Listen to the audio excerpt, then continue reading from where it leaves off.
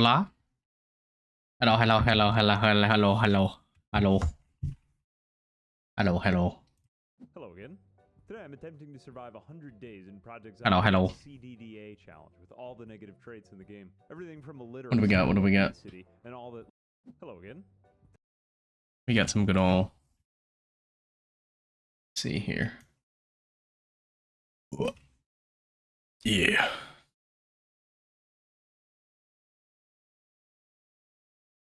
Nice, nice, nice.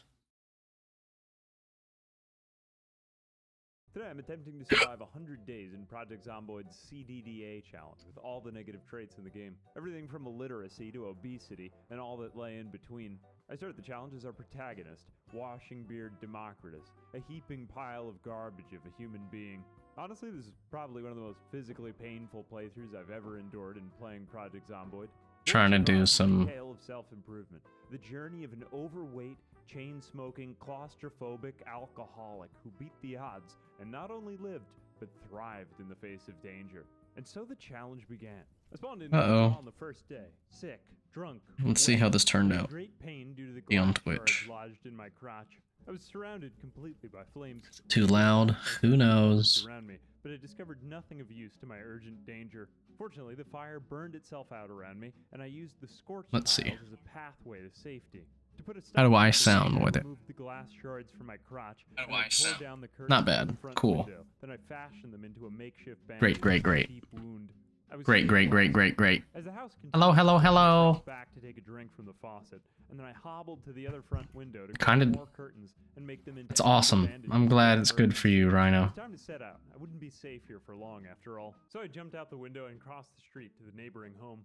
There was only one ghoul inside. It was an escaped convict. Kinda just I chilling. used the little remaining strength I had to kill it with my bare hands and feet. But Watching some YouTube, doing some agility. I have homework to do too, so bunch of great stuff. Danger pressed in from all sides. So I made my escape with the Really? last Oh, rush of strength like and that? fear rushing through me, barefoot, naked, and limping from my wound. I walked my way northward into the tree line. I hate this. I fall all the time. The morning fog made an effective veil for escape. I wandered through the fog in the woods to the north. In a few minutes after I limped my way out of the woods, I know, right? into a wheat field, remote and adjacent to a farmhouse. Quietly, I ventured. Yeah, I've spent a good time here. By the remains of the victims. Level 50 agility. Clothing and sneakers and donned them for protection. Then I located some medical supplies. Yeah, it's a little ridiculous. But little I could use beyond some disinfectant. Got 18 marks of grace right now. Shed for a wrench, which I used to arm myself as a makeshift bludgeon. Unfortunately, I was so weak that when I engaged, Kind of the ghouls ridiculous. scrambling their way toward my house, it took me over an hour to beat them into submission. In all my weakness, this is when I made a great discovery. When you're completely exhausted and out of breath, every stomp on a ghoul's corpse yields a whopping 3 experience points. Oh. Finally, a means of self-improvement for my weak condition. I kept panicking inside the house due to my claustrophobia, so to fall asleep the first night, I had to carry a chair out into the barn and sleep in the I've also been playing this game too. I've enjoyed it. In my wounds, but still weak as I had begun. And now with the compounding effects of one day of being a giant pile I of suck at it though. if I wanted to It's pretty survive hard. and improve, I had to get stronger, leveling up one area at a time. So I led back a few ghouls to my house and spent the day exhausted and out of breath, pushing them toward the door and stomping on their corpses in the dark. It's really fun. It's a really fun game. The zombie survival game, I played some last night. It was pretty good. Unable to sleep. It's hard though. Panic and claustrophobia. I continued working out my Like it's hardcore as well. It's very realistic. Pushing a single Zed I'd isolated in the safety of the farmhouse. By the morning, I had reached strength level 2 and maintenance level 1. Dead. And to top it all off, I was already starting to lose weight off my obese frame from starving myself. 104 kilograms and dropping already. I drank water from the tap. I need to lose weight. Pieces of rotten ham to avoid hunger pangs, but only a little bit, so I wouldn't get sick. I can't get my diet right. It's just so hard to get my diet right. Fight even a few ghouls at a time. From the 4th day to the 6th, I tell you what. I got into the rhythm of baiting a nearby. I just like food too much. Then pushing it and stomping on it until I'd beaten it for all the strength experience I could gain from it. All the while gradually shedding the excess body weight off my frame by starving myself but only eating little by little small pieces of the raw Oh, meat nice. in the freezer. Now Careful not to upset that's a my good stomach by game. eating too much at once. On the 8th day, I was running low on food, so I decided I don't have a VR set. Every single time I get a VR set, I play with it for like 30 minutes and then I never touch it again. And luckily it's always within the return period, so I give it right back. A few books I couldn't read, and then most importantly, a whole can of corned beef. Living off scraps could keep me going a whole week and give me the time I needed to get stronger. After that, I got a little greedy, and I made my way even further eastward into the trailer. Yeah, I'm the exact same. I just can't commit to VR. It's like $400 for that? And I'm like, And then I play with it for like 30 minutes, and I'm like, no. By jumping out a window just in time before the surrounding ghouls broke in on me. Again, I fled to the tree line for safety. This game is good, though. I'm definitely gonna probably play some more tonight. Then on the 9th day, I returned to the safety of my farmhouse to drop off the spoils from my looting run. Yeah, it's a novelty, and I love what it is too. Like, don't get me wrong, I love it. Playing with it for more than an hour or 30 minutes to an hour, I'm kind of like, I'm good now. So I spent the entire 10th and 11th days. It's fun if I don't own it, or if it's free. Like, until games get really, really good VR wise. I mean, I'm not saying there's not good VR games out there. Like Saints and Sinners is one of them. But I'm talking like full blown. Like, one, make it more comfortable. And then two, just these really crazy good games. Like Half-Life was a good one. Like, if every game had the quality of like the Half-Life game, and here we go. Safe and sound without the hazard of doors open to errant ghouls. I inventoried a few items in the shack. You love to see it. Some matches for starting fires, some pickles and rotten. Let's see what I got to do for homework. Homework. A shotgun with a box of shells. Good old. Before I could put these to any real use. I traveled north once again to the mobile. Good old Java. This time there were too many ghouls guarding it to do any looting. My food stores were starting to dwindle though, and if I didn't find a solution to the hunger problem soon, I would be in danger of starvation. So with few lessons. I grabbed the hand fork in the forest. Week 9 classes and objects. If I ran out of food, I could improvise by eating worms from the soil itself. Worm man. A splendiferous day indeed. By the end of the afternoon, I dug up 17 worms. I need to be paying attention. Few days, giving me the time I needed to improve. What was unpleasant for my body strengthened my mental resolve. This is how you get good at the game. I spent the next day or two searching through the woods for stones, branches, and berries, gaining foraging experience and cresting the first. I'm also on the giant dwarf quest. I need to do that too. And by the time I returned to my cabin, I was able to fashion my chipped stones and branches into a stone axe and hew logs from a tree. Now I had a whole encampment of supplies. Firewood, a pile of spears for handling intruders, and a campfire. Now it was home, a base of operations. Here we go. Oh no. I spent the rest of days just completely screwed all that up. And padding my nest, foraging for more stones, but looks like we're good. And stacking up experience to reach level 2 and greater sight lines in the woods, retiring each night to a better sleep. Here we go. Rested body. But when I arose to the dawn on day I hate Graceful. Both a blessing and a curse. It made for greater visibility in the pitch black of night, but also it would make foraging next to impossible. Hello, Ultimate Gaming. How are you doing? Dead of winter? How are you today? Never mind for now. The scare passed in a moment when the snow changed to rain, and I set out a cooking pot from the shack to catch rainwater to boil in front of the fire and warm myself. Let me put these in. As time passed, I found a rhythm from days 19 to 21. I've heard this song so many times in so many videos. Worms at home when I couldn't find anything of higher quality, and gradually arming up by whittling branches into spears with the sharp stones I gathered from the forest floor. Oop. But I was still missing a source of growth. What do we got? What do we got? What if many days were to pass without precipitation? What would I do then? Nice, nice. What are you eating? I made my way east along the And what were you streaming? in search of water. And I'm good. Just chilling out, relaxing. There were shacks with only a few supplies still left in them. I got some homework I'm doing too. Oh, nice, nice. Only one lone ghoul guarding them. What's that? Safer here. I'm gonna be honest with you. This is my main, so you can go ahead and look at my stats and see that I don't know much about this game. For a few days to come. Maybe I'd return. Oh, Guardians of the Rift. Haha, look at this. Hold on. I'm going to show you what I've got. This was within the first 10 games. Guardians of the Rift. Hold on, let me pause this. This so I don't have to speak so loud and scream. This was in my first 10 games of Guardians of the Rift. The Needle, Amulet of the Eye. I got every single pouch. And then, of course, I got some green dye and, you know, good little bit of pearls. And I love Guardians of the Rift. But yeah, I got super lucky. This was like my third or fourth drop. I also, yeah. So good, dude. Guardians of the Rift is just like a really chill. Damn. Now I feel like going to Guardians of the Rift. You know what? No, wait. I don't want to pay that much attention right now. Actually, I got homework to do. Kind of why I have the video up. 1,200 open and no needle. Hold on, it tells me how many. Is there any way to see how many I've done? My chances at survival. I grabbed the only tool I had up till that point, the shotgun. It was time to make a play at reclaiming supplies. I'd left behind another quest log. On the stove, which would double my water carrying log. Log. So I set out from my base early in the morning on day what? 23. I cut through the tree line straight to the farmhouse. Collection? Okay. Okay. And I shot off 2 shells loud in the collection. Minigame. Guardians of the Rift. A diversion. Then I made like yeah, I've done 42. I got the tarnished locket, the incinerant pouch, 140 of the, yeah. Boop, bop, boop, boop. This is what I've gotten within 42 games. Of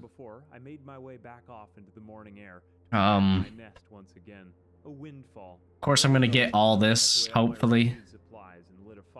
Yeah, I got real lucky. I want all of this.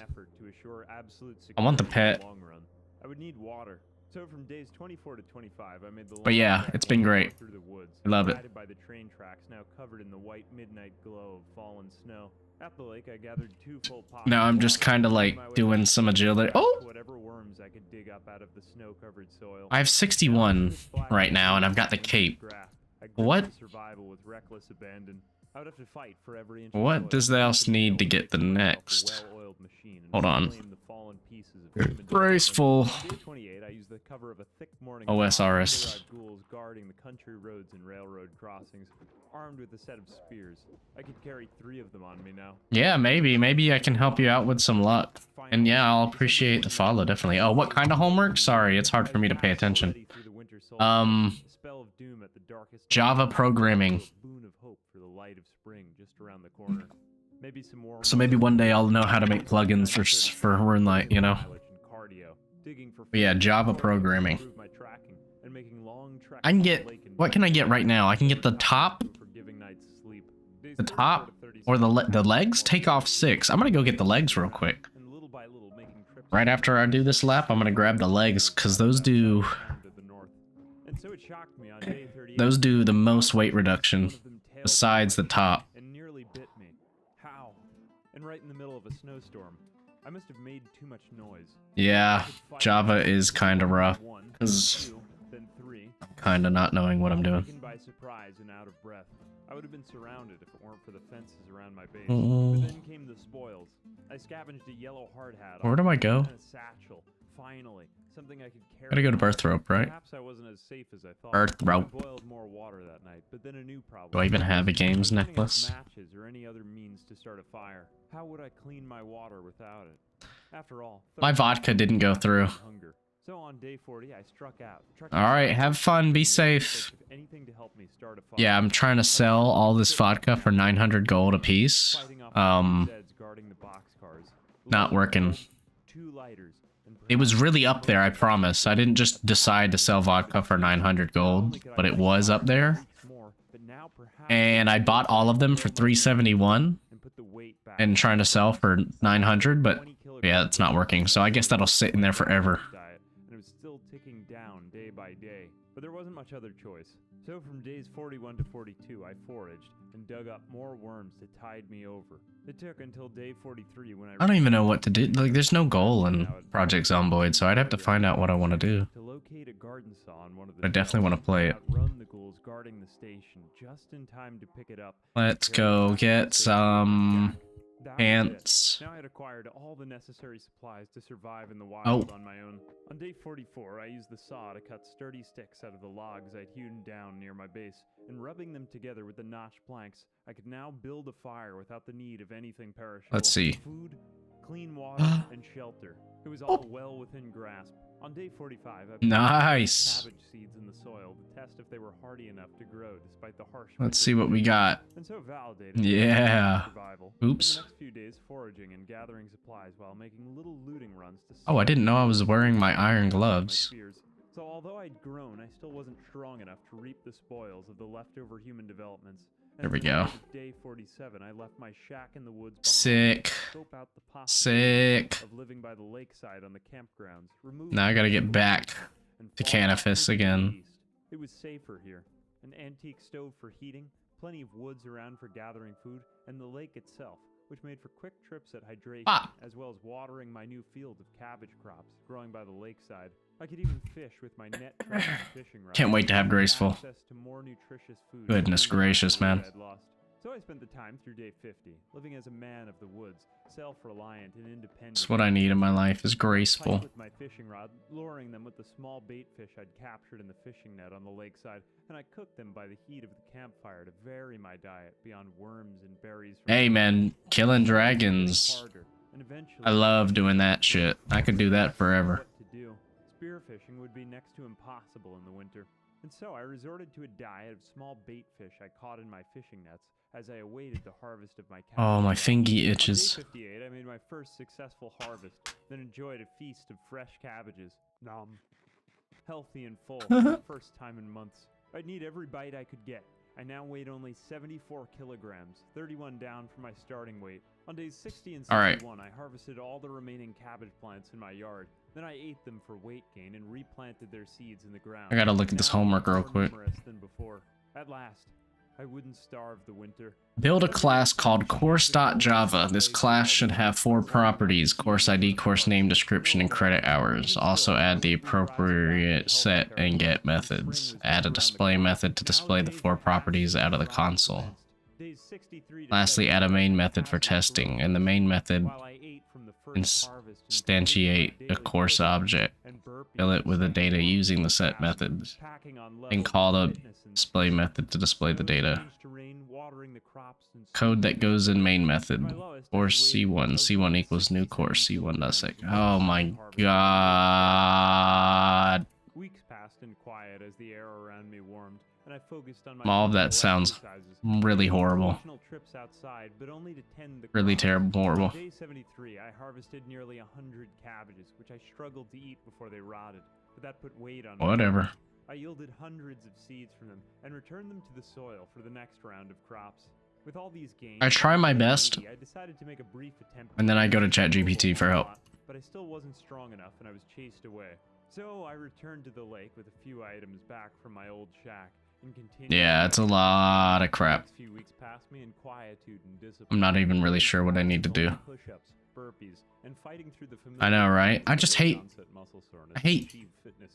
relying on it to, you know, do my homework. Because I actually want to understand the homework. Like, I don't want to have to rely on ChatGPT, but God, it's just, my teacher isn't the greatest.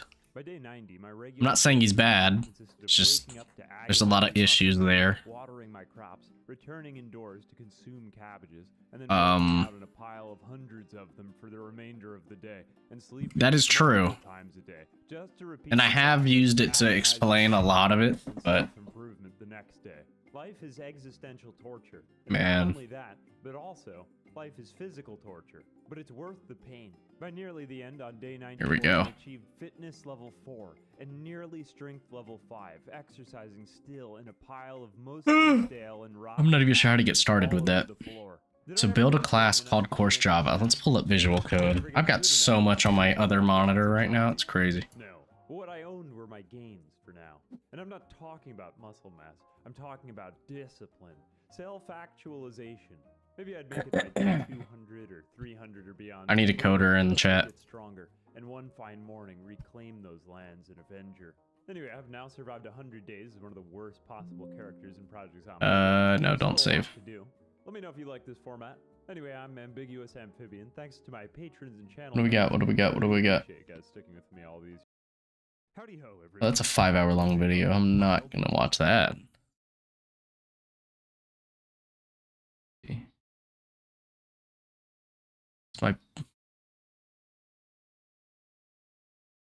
My bank amount's like 4 mil, dude.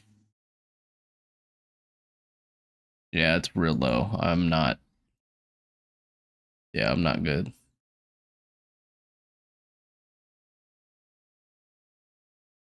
Let's see. Let's see.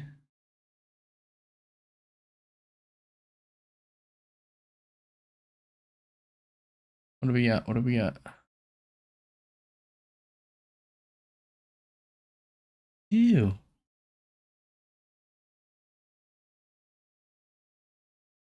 What the hell is this? I don't ever use this account for YouTube. I use my personal, so watch some Drop Stripe Haze. That's always fun. Oh.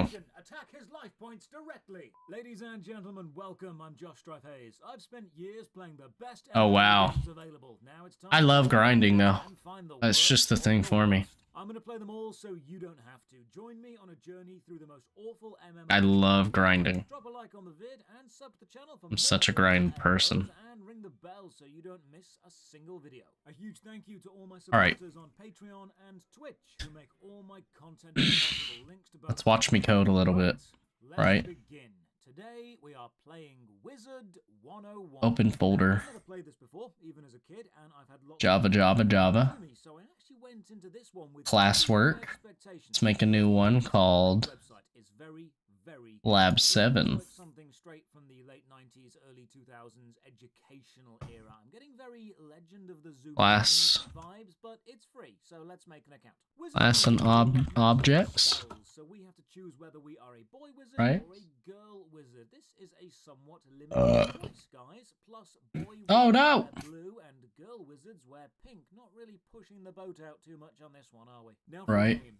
Right. This is one of those games, kind of like horse riding tales, where you can't Now what? choose your own. You've got to create a name from a pre-selected. Alright, I gotta name it You've got your first name. course.java. This is a system used by companies to make sure no one ever makes anything rude and no one corrupts the virtue of its mostly child players. So I spend some time trying Okay. to get something rude, but I don't get too far. Eventually, I just settle with Public class course. Next up, we have to choose a wizard type, which major element we are going to follow. You've got your Bracket. magical skills Bracket. like fire, Bracket. ice, or nature, but you've also got Oh my god. or death. Ooh, yes, let's do death, necromancy all the way. So the username Josh Strife Hayes is taken because I honestly downloaded this before Christmas and signed up using a burner email. Then I never got round to playing it and forgot the burner email, so I'm forced to go with Josh Strife Hayes 2. The game begins. We are thrown into the That's about all I know on coding, guys. Congratulations. Talks us through it. I find this really odd because all the choices we just made, like gender, name, and wizard school, we have to make again. So there was no reason Good God. to use anything earlier at all. This overlay is a mix. Alright, so build a class. This class should have 4 properties. These overlay icons do look like they were drawn Course ID, course name, description, and credit hours. Also the appropriate set in language, so I've got to give the game and props. get methods. It's very easy to see what does what. And I mean, the customization isn't awful. You can change your hair, robes, eyes, hat, all the standard stuff you'd expect. I've played Alright, worse character code that goes in the main Now we method. meet Hedwig, I mean Gamma the owl. She shouts some stuff at us, and then not Dumbledore says some more things, and it becomes incredibly obvious that Good God. and Dumbledore are both I'm gonna keep it a whole bean. I don't know what I'm doing anymore. different microphones. The audio quality between the voices in this game Goodness. wildly. The actual quality of the voice acting is very, very good, as we'll hear, but the quality of the equipment Like, I just is don't know. over the shop. Character made, and we begin. Third-person action adventure, WASD movement, but A and D are not. And that straight, sucks. They are turn, which is a control scheme I hate. So I press escape to open the menu. Ah! Select the keys, and nope, pressing escape does not bring up Build a the class menu. called account.java. Not at the start of the game, so there is no changing the keybinds. I just got I'm gonna put it in the chat GPT. And I'm gonna have ChatGPT explain that to me. 'Cause fuck it. started raining and there's a storm happening, and the ambient sounds and general weather effects are fine. So we head over and inside this big magical tower. Inside, we meet the evilest man who has ever eviled. Look at this dude. This is the power of art direction. He doesn't need to say anything, and you know this guy is evil. His name is also Okay, this breaks it down for me a little bit more, makes more sense. So the properties... Okay. So these would be the properties. Okay. Also, it might help if I was, like, focusing on one thing, but I'm streaming agility, watching Josh drive haze, and trying to do coding all at the same time. That's a lot. Kind of how my brain works, though.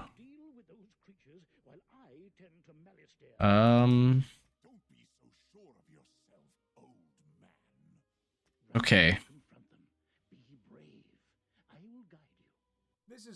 Come on, let me do this lap real quick. So the properties are the private to the course. So the course.java class should have 4 properties. So they're going to be private.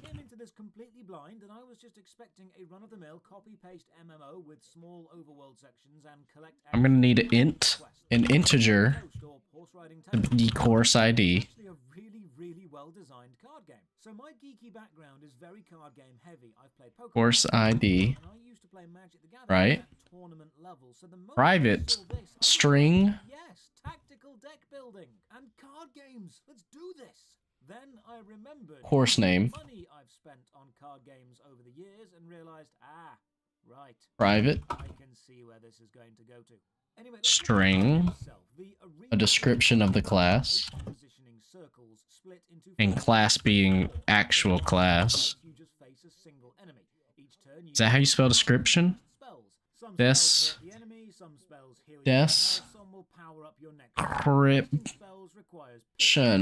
Yeah, that's how you spell description, I'm pretty sure. Okay. Private int. And you get to watch the damage being done, and these animations are good. Seriously, they're not too long. Private int. Just detailed enough. They're chunky and stylized. Private int. And then credit hours, because credit hours is a number. I like this a lot, actually. In the bottom left, you can see your yay! Okay. So that is okay, and then getters and setters. I know how okay, this is kind of what we learned about getters and setters. So also that's the 4 properties. These are the class. So the class is the course class with 4 properties being private to that course class.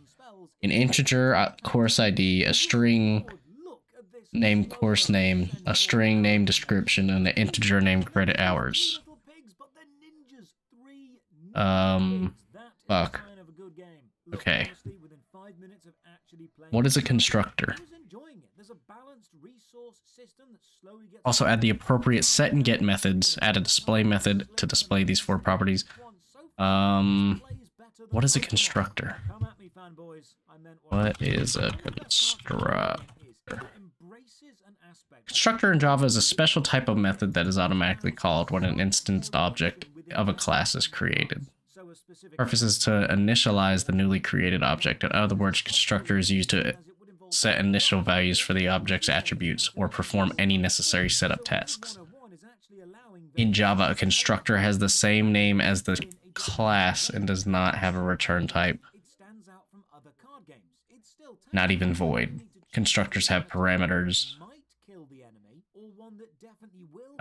Parameterized constructors or no parameters default. Okay. So public course default constructor because it doesn't have any parameters at all. Not Dumbledore now tells us we did so well defeating Malastare, this must mean we have a special destiny ahead of us. My god, I hope it involves casting Exodia. Now we begin the game proper, and the first surprising thing is how many other players there are around. Even in the starting zone, this is more... Constructor would be public course. As standard, a Whoa. exclamation mark above a character means there's a quest because unique design is hard, and this quest sends us to And this is a Incursion default. Unicorn Way. I mean, at least it's not killing rats. I'm still impressed by how every character, even seemingly minor side characters, are fully voiced. Fuck it. Oh, and picking up this piece of wood, I'll just do that. crafting tutorial. I will try and look into this later if Okay. I have more time. Getters and setters. The menu shows me So I gotta do a combining stuff you pick up with other stuff to getter and setter. So add the appropriate set and get methods to this class. So a method for get is public int. It's an integer for the course ID. There's nothing wrong with this. I mean, it might be Good course ID. at first glance, but it's not technically bad. Oh, one aspect I do love is how if you open your quest journal, you can see all Return choose which one to track, and that affects the floating course ID. at the bottom of the screen, and you can go back and reread all of the dialogue that's been in the quest so far. This is All right. a simple system that more games should have. And now I get to So that was- marvel at the combat, or more specifically, how they've managed to integrate a turn. Okay, so for the properties. Okay, this is making sense, kind of. So for the properties, I've got to do a set and get for each property. So I've got to do a set for the course ID, a set for the course name, a set for the description, a set for the credit hours, and then a get for each of one of those. So, and that's literally really simple because these are the set, or I mean, these are the gets, and the sets, they all follow the exact same format. You know, ta-da! Coding, folks. You see, each enemy position has a symbol on the battle circle, so you can refer to the dagger Battle. spiral enemy. And some Battle.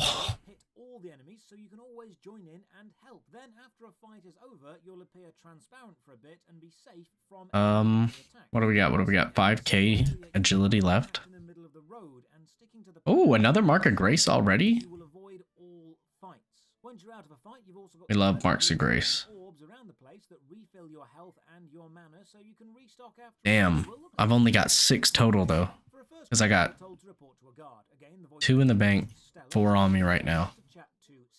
Then Olivia joins in. Seriously, they've got theater standard actors. Let's go. Super good dialogue. Just listen. Oh, hey there. I'm Sarah. You're new here, aren't you? Well, I for one am very glad Is the audio okay for video?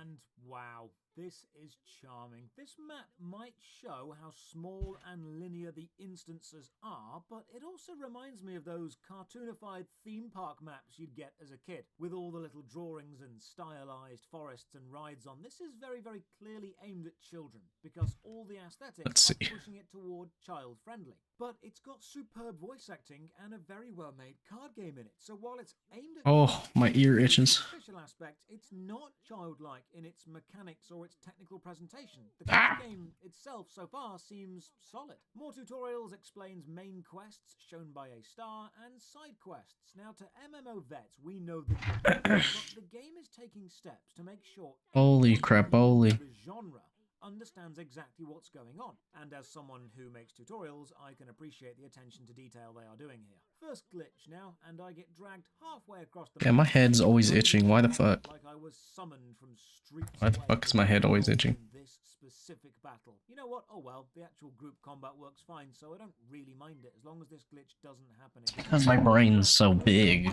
and I'm so smart. Screen and fight whatever I need to fight, or picking up X amount of objects. But unlike the How to Bye. Dragon Quest arrow, this one actually updates Okay. often and is pretty accurate. For now. Completing the first quest gets me my first item, a ring. So I have the properties and the constructor for the class. Force. Now I need to do the set and gets for each one of those motherfuckers. So that would be getters and setters, get course ID, return course ID. Public void. Void. Set. Course ID.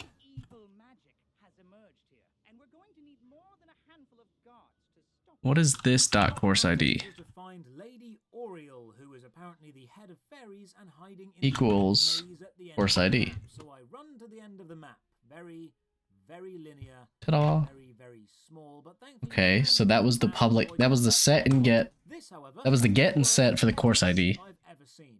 This is crap. It's not even a maze. It's So we need to do get and set for the There's no entrances or exits. for the For children's games taking liberties with design, but what is it? call this a hedge maze is just wrong.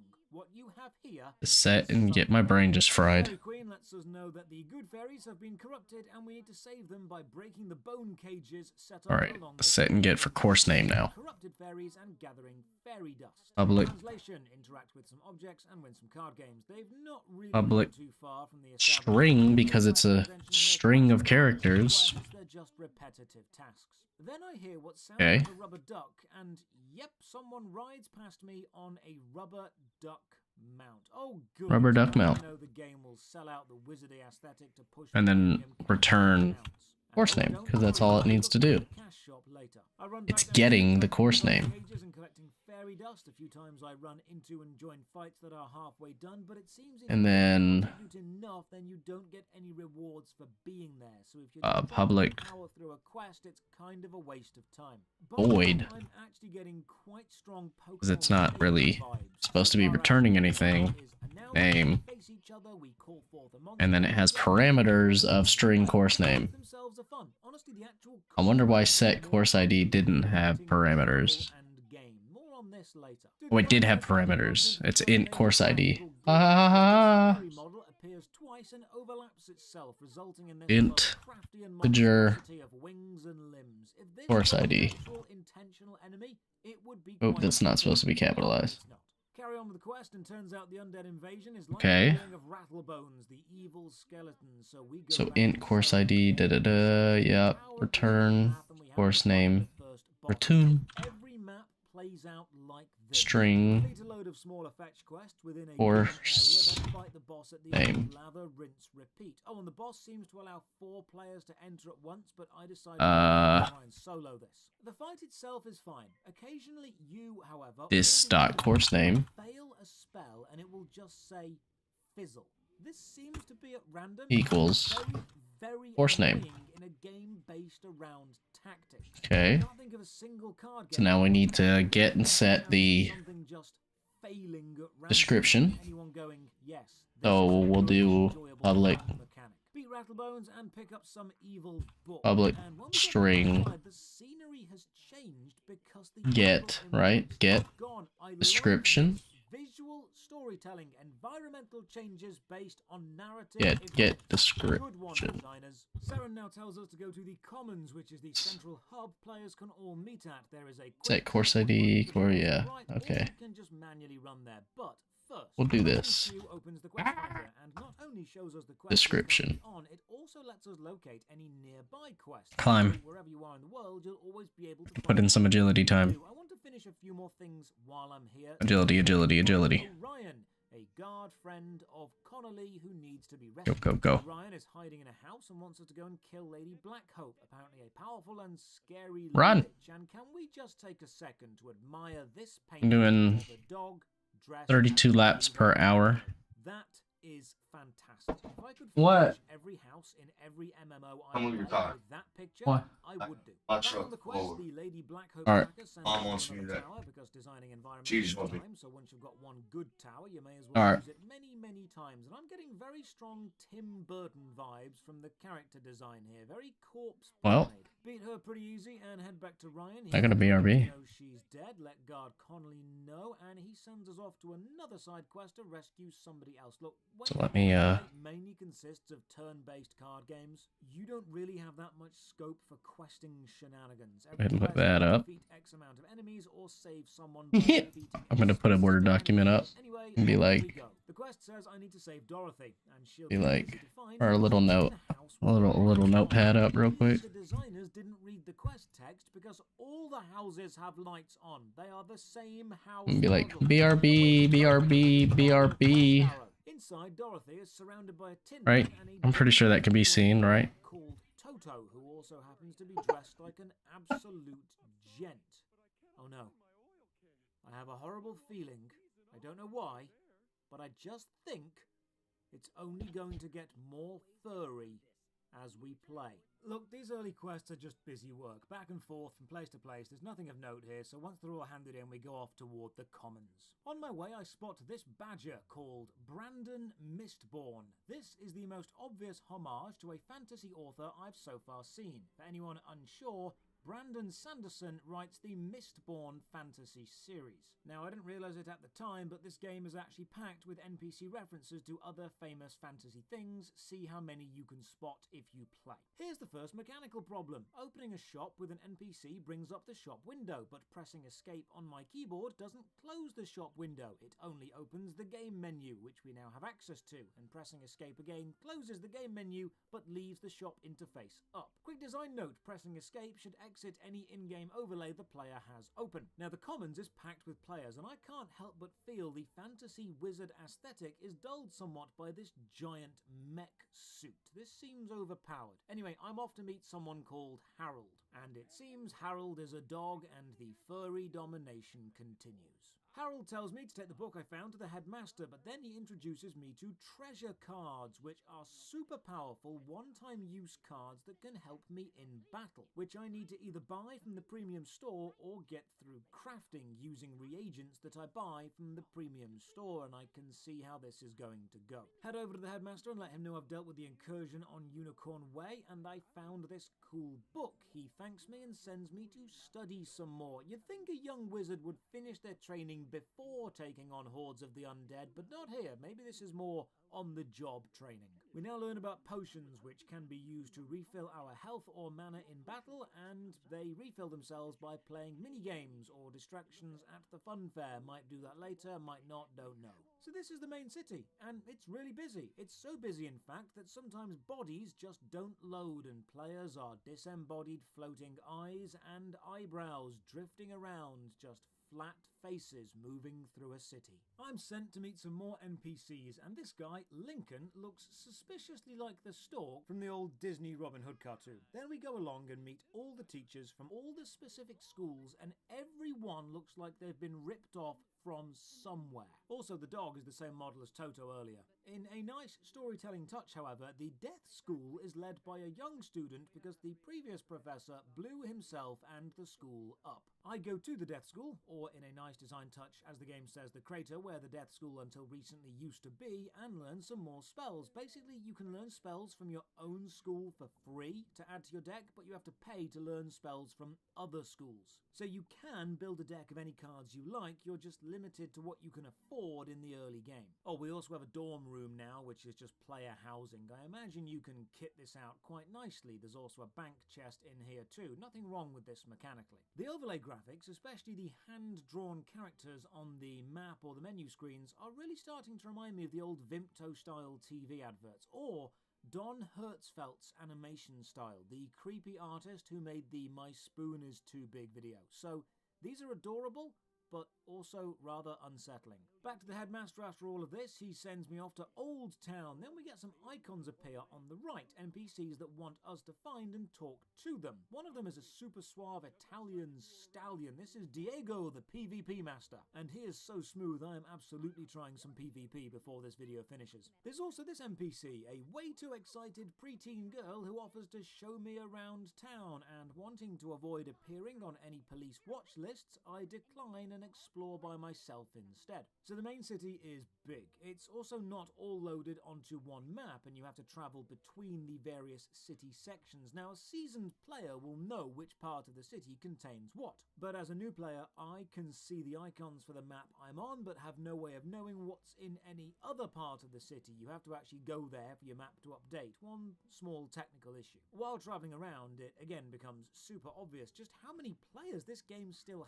has. These zones, while shared, are as busy as they've ever been. There are people round every corner. My next few quests send me to talk to this guard who explains about pets, animal companions that will fight alongside you but also get tired and need feeding. Oh good, another system I need to keep track of and will no doubt be able to pay real money to improve. Then we go into this tower and battle old Judd, the most voodoo punk looking Baron Samedi ripoff ever. While the character design in the game may be nice, it feels very derivative of characters that already exist. One great thing about fantasy is you can create your own stuff, game. You don't need to copy everything. Another issue with combat is if I'm the only person involved in the fight, you don't need the 30-second timer on my turn. I understand that in a public shared map you need turn timers for matches to not drag, but when it's just me soloing a boss, let me take my time. Card games always have multiple lines of play and tactics matter, so let me make tactical choices. Also, let me read the damn cards. 30 seconds is not enough time for this. I know I can win these early fights by just clicking basically any spell, but you should start how you intend to go on, and you should teach your players the value of time tactical choices. Oh, also we now have a pet, which cannot be manually named either and is given a randomly assigned name. Mine got Shaggy Beatrix, which is better than anything I could have come up with myself. Oh, and now you actually get to play as your pet, because you need to sneak through the bars on a gate and find a key to unlock a door which only the pet can fit through. This honestly doesn't add anything of value to the game. There is no unique gameplay element when you are the pet. It's just a small section of walk over here, now walk back over there. Nothing optimal opens up. Playing as an animal has a world of possibility and you've used absolutely none of it. Now a bit of humour here, and I love this. I have to admit the game's humour so far is absolutely my sense of humour. This bit actually made me laugh out loud. You need to crack a combination lock. So the wizard you're with tries 000 001, which doesn't work. So they try 000 002, which doesn't work, and then they get annoyed and give up. So you, as the pet, go and talk to the animals in the tower to get the code. Turns out the code is 000 003. That actually made me laugh. The pet now has talents, which are unique pet attacks that can help you in combat. However, using the pet's talents reduces the pet's happiness, and you can refill the happiness by, have a guess? Did you say paying real money? Because you're right. Another graphical overlay glitch now. I leveled up the moment this dialog box opened, and the close the level up X is covered by the dialog box, which traps me in a conversation loop. Maybe you need to revisit how these UIs interact with each other, game. Okay, by now I'm still having fun, but I'm beginning to see the flaws this game is going to have. There are so many systems now, it's getting a bit overwhelming. Remember when I reviewed League of Angels and it just throws everything at you at once? Well, Wizard 101 doesn't go as far as that, but it definitely has the same design principle. You have health and mana and cards and a second deck and one-time treasure cards and pips and pets and pet energy and food and resources and mounts and player houses. There's a lot of systems within systems. I just know it's Is anybody there? where they all hit a paywall. I'm making this prediction right now. Before I finish this review, I will... It's hot in my room now. Holy shit. ...hit some kind of paywall. Let's see if I'm right.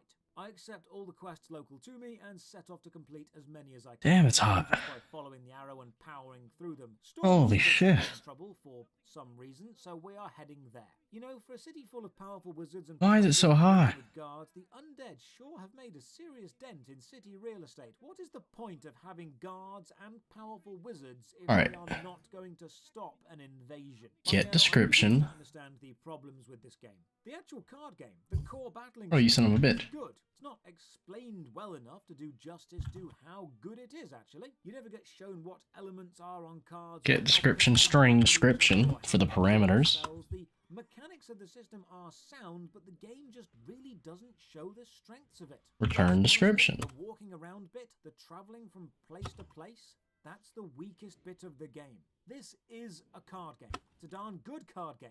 The bits in between the card Public void. They're quite boring. Now we meet Duncan. I like Duncan. He has a good set humor and the voice acting continues to be terrific. I played for a bit more, and now it's just become really obvious how many buy systems are in this Wait, game. How I'm an many idiot. you'll slowly run out of, but be able to buy with real money. Want better equipment? Yeah, you can just earn it, or you can buy it with premium There we go. currency of crowns, or you can buy better pets, or cards, or booster packs, or reagents, or mounts, or more mana, or more item storage. There seems to be nothing in this game that isn't monetized, and just like any actual card game, more money means more victory. But forget the pay-to-win aspect Cool. for a moment, and just look at this purely as a casual player. The best part, without a doubt, So now we gotta do the last one set and get the int. healing your fellow players. Is there an easier way to do this? You've never left me? Look at that. It did make the drop in and play I'm gonna pin that. extremely accessible, and the mid-level fights were really challenging. It's so hot in my room, holy shit. Oh my god, it's so fucking hot. Now what do I do? Now I gotta do credit hours. Series of story beats to move you from card game to card game. This is an on-rails adventure. It's just a decent card game on top of that. If I stop following the main storyline, it's Alright. not like I could go and Set description. else or journey to another world. It's not a free. Let's see here. MMO. It's a linear story with a card back. So we've get and set the course ID, we've get and set the course name, we've get and set the description, now we've got to get and set the credit hours, and they're integers, so public there was miles of wilderness around it to explore, then public int that isn't the case here. This is where most get. of the game seems to be contained. What was it again? You're in a fight and you want to flee. Credit hours. Solo or in a group, you need to wait until it's your turn, and choosing flee Credit drains hours. all your mana, meaning you can't Int. get involved in any Wait, no, we don't need that. It's the default. and find the blue orbs floating around the sun. Return. Fleeing isn't a good idea. Return credit hours. Seem to travel in larger groups, so aggroing And then starts a fight against 2 or 3. You have to hope and then public void you need to like turn that. card games because that's the core mechanic. It just so happens Credit to do very hours. much like turn-based card games. First bug with the direct Int arrow when the map credit has hours. 2 levels because Those are the it's parameters. whether to point you toward the person or the And person that one's gonna be the this person, and we'll switch between the two quite quickly. I do like dot how thus collecting this items dot beside the road, I can credit see hours the other equals players credit in hours. real time, and I can still see their animations. I feel if they were going to make a Pokemon MMO, All right. this So is that's rule number 2, which was another message from Diego the Jewel Master pops up. He really wants to see me. So also add appropriate set and get methods. Add a display method to display these 4 properties out on the console. So now we need to do a display method. Has are shown as orbs of light around your battle circle, but Each one of these, numbered somewhere obvious which on is the easy. screen. You This see, yeah. always the most We can do a display functional method. card game function matters quite a lot. Kill the mobs, get the items. Public the magical McGuffin, void save Storm Street. Head back and talk to the NPCs. It's all Cubic. kind of the same. Cubic void. Seems that young Susie was Public void harvest display. in Galvanost Tower, and because the game I'm gonna start fucking sweating. travel is boring and the fights are fun, you If can I turn on my AC in this room, will it make my mic go wild? Tower, which again I'm gonna try and just solo. I have a window Part of AC this unit, game is so fun. I need to actually heal myself we'll see. in this fight and power up some spells or save some pips. This isn't Oh, it doesn't. It doesn't peak. I'm pretty sure it can be heard when I'm speaking, but I'll just shut up. 100% failure shouldn't happen in a tactical decision-based game. So I win. And this Well, is that's kinda hard, though. chest, which gives me some cool boots, and then Right. I ask if I want Display method. 50 crowns to roll again and get even more loot. Or pay to win. Here we Yeah, go. public void Well, I've got display. 3 crowns, so I re-roll. I get the same boots again. So let's examine the crown store. I click buy crowns. And all that, literally, all that display method needs to do is First time I've ever played a a game bunch of system.out.print wasn't the most optimized thing ever. shits. On the website, check this out. You can earn free crowns. Course ID, trivia. space, You see, Wizard 101 is aimed at and then we're gonna add course ID. So instead of just buying currency, you can And I'm instead copying choose this to 4 take times multiple because tests and earn some in-game there we go. points. The available tests cover a range of topics from Next one, we're gonna be history or geography, and if you do well, you get currency. course I can't name. this. You're rewarding kids for Name. Good on you, Wizard But we'll put semicolons in too to make it look a little bit more professional. I'm quite smart, so I'll take the colors test. Plus, I'm pretty confident I know what colors are. course name. What? Good. I'm glad it can't be heard at all, because that would mean in the future, if I get really hot, I don't have to sit here and They're asking terrible, horrible agony. half these words are real. So, needless to say, I did not do very well on the colours test, and I earned no crowns. You know what? Because damn, it be hot. At least I've got those boots from the chest, which I can't equip, because they're for ice school wizards only. Fantastic. Not only did I pay for right, a next one. roll, but both bits of loot I got are useless. Thank you, wizard. Description and credit hours. Right? About the whole problem with Storm Street. She said, Right. That would make sense to me. Of course it is, Susie. It's always Description. Tempest Nexus. Oh, come on, get it together. Then Christmas happened. And Reddit hours. Of not playing this and then log back in. Now the moment course. you log back in, as with almost any free MMO, you are getting an advert for the cash shop. So let's give this a quick glance over. Description. Currency is crowns. You can also see In Reddit hours. Woo! That's our display method. All we gotta do is call that method now, and it will display. It will do that every time we call it. 500 crowns. The cheapest way to Look at that shit, right? This is how you code. This is how you program, like an OG boss. But here's a feature I Just kidding. I'm using ChatGPT, but at least it broke it down in a way that made, like, the way he wrote the question, dude, I didn't even know where to begin. That's a classy move. I didn't even know how to look at it. The way he wrote that question, I was just like, what the fuck? But then the way ChatGPT broke it down, it literally was like, here's the public class, here are the properties, the constructor, and then the set and get methods, which are all that, and then your display method, and then last but not least, we need a main method for testing. Yeah. What a good way to get. What a good way to go through homework. I know from experience that spending more money on a deck means you win more. Main in modern, for God's sake. Anyway, method for testing. Does Twitch have a fucking? Hold on. If I go to Twitch, is there like? Surely I can change what the stream is. I'm pretty sure there's a coding category, right? I'm gonna do coding. We're gonna go into coding category. This saves so much time. And because you can only set one mark, it's also a strategic choice. This is a good system. Use this more, games. Back coding. To we go, and we're off to the Storm School because that doesn't exist. Only games.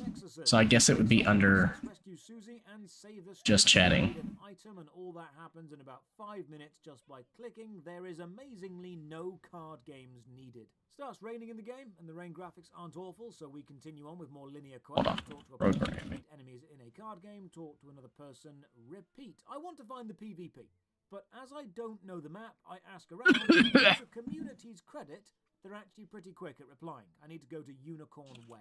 I know I've said this twice, but the amount of players in Wizard 101 is still impressive, and will be even more impressive when we see the PvP room. Clearly, the yeah, I'm not seeing anything in categories for programming. Of fishing, crafting, or mini games are just the cherry on top. Finally, yeah, just chatting is way too popular. Imagine having a channel on just chatting. It is packed. So PvP RuneScape is popular enough to where I don't get any views. PvP seasons are called ages, and the winner of a certain age 6.2 followers. 6.2k viewers right now, 1.3 million followers. I'm gonna add coding to the stream though. Hold on, yeah, was that added?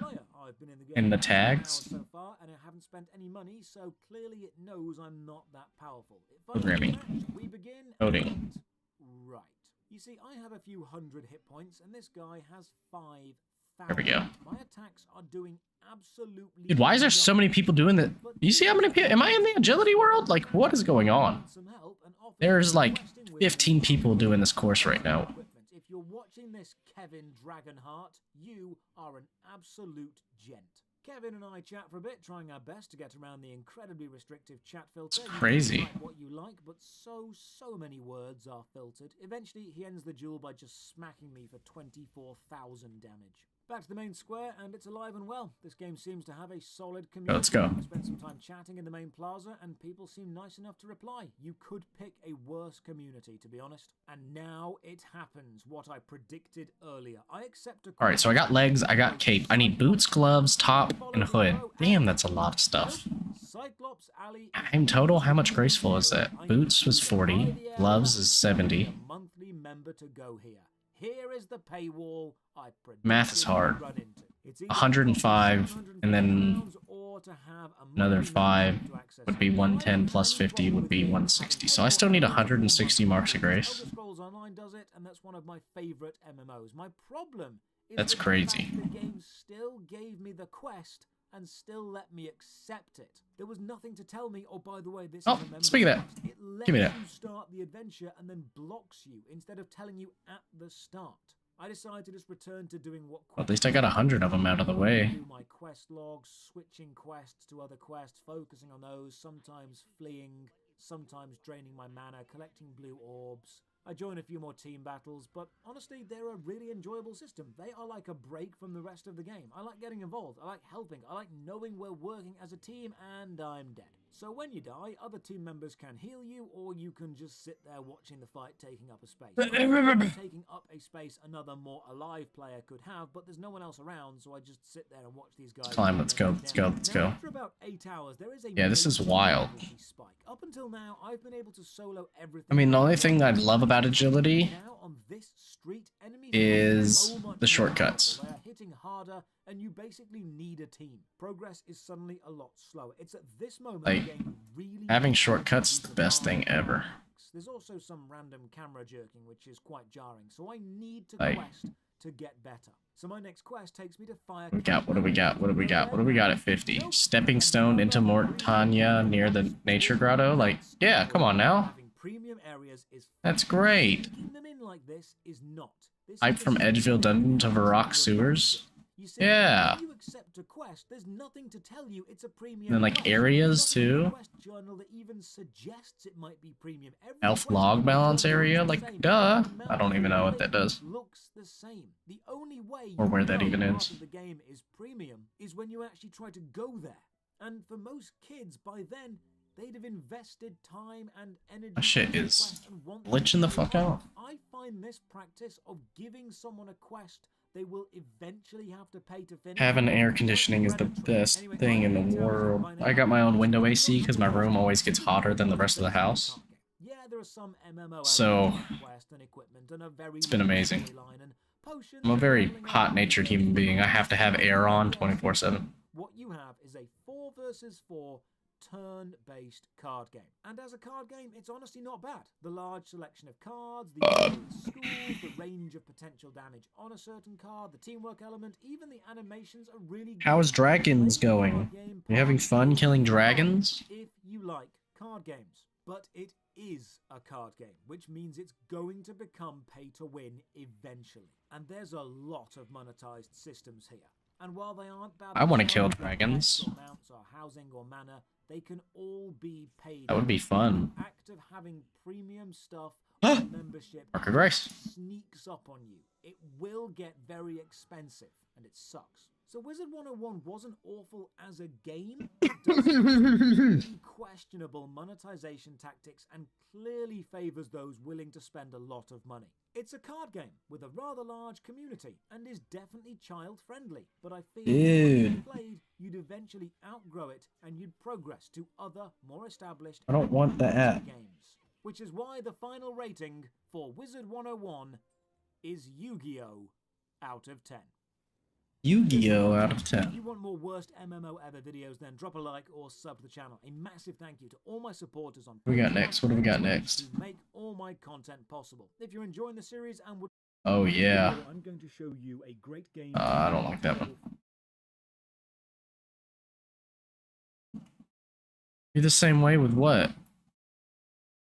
Oh, with the air conditioning. Yeah. I love it. Always gotta be cold. Even when it's winter, you know?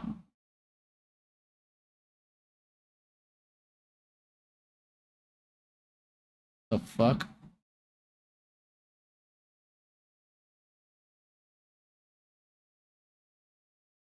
What is this?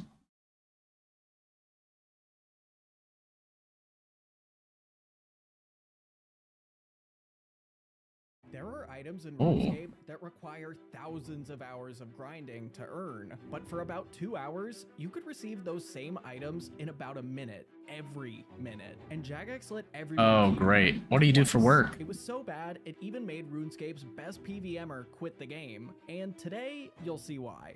This all starts back in 2004, when Jagex introduced a new piece of jewelry to the game called the Ring of Wealth. Despite its somewhat high price yeah, tag yeah. and flashy name, it wasn't Oh, really all Vork, that not work. useful. Haha, I I'd can't even fucking go read. as far as to call it useless, but players sure thought it was Meant amazing Vork. at the time. That may sound a bit confusing. Oh, your so brain let me meat. explain. In RuneScape, there's something called the rare drop table. Most medium to high level monsters have the chance to drop items from the rare drop table when they die. On this table, Yeah, my there's bad. things like uncut gems, parts of the crystal key, a few rune items, and a few dragon items. Oopsies Now, me. receiving a drop from the rare drop table when killing a monster is rare.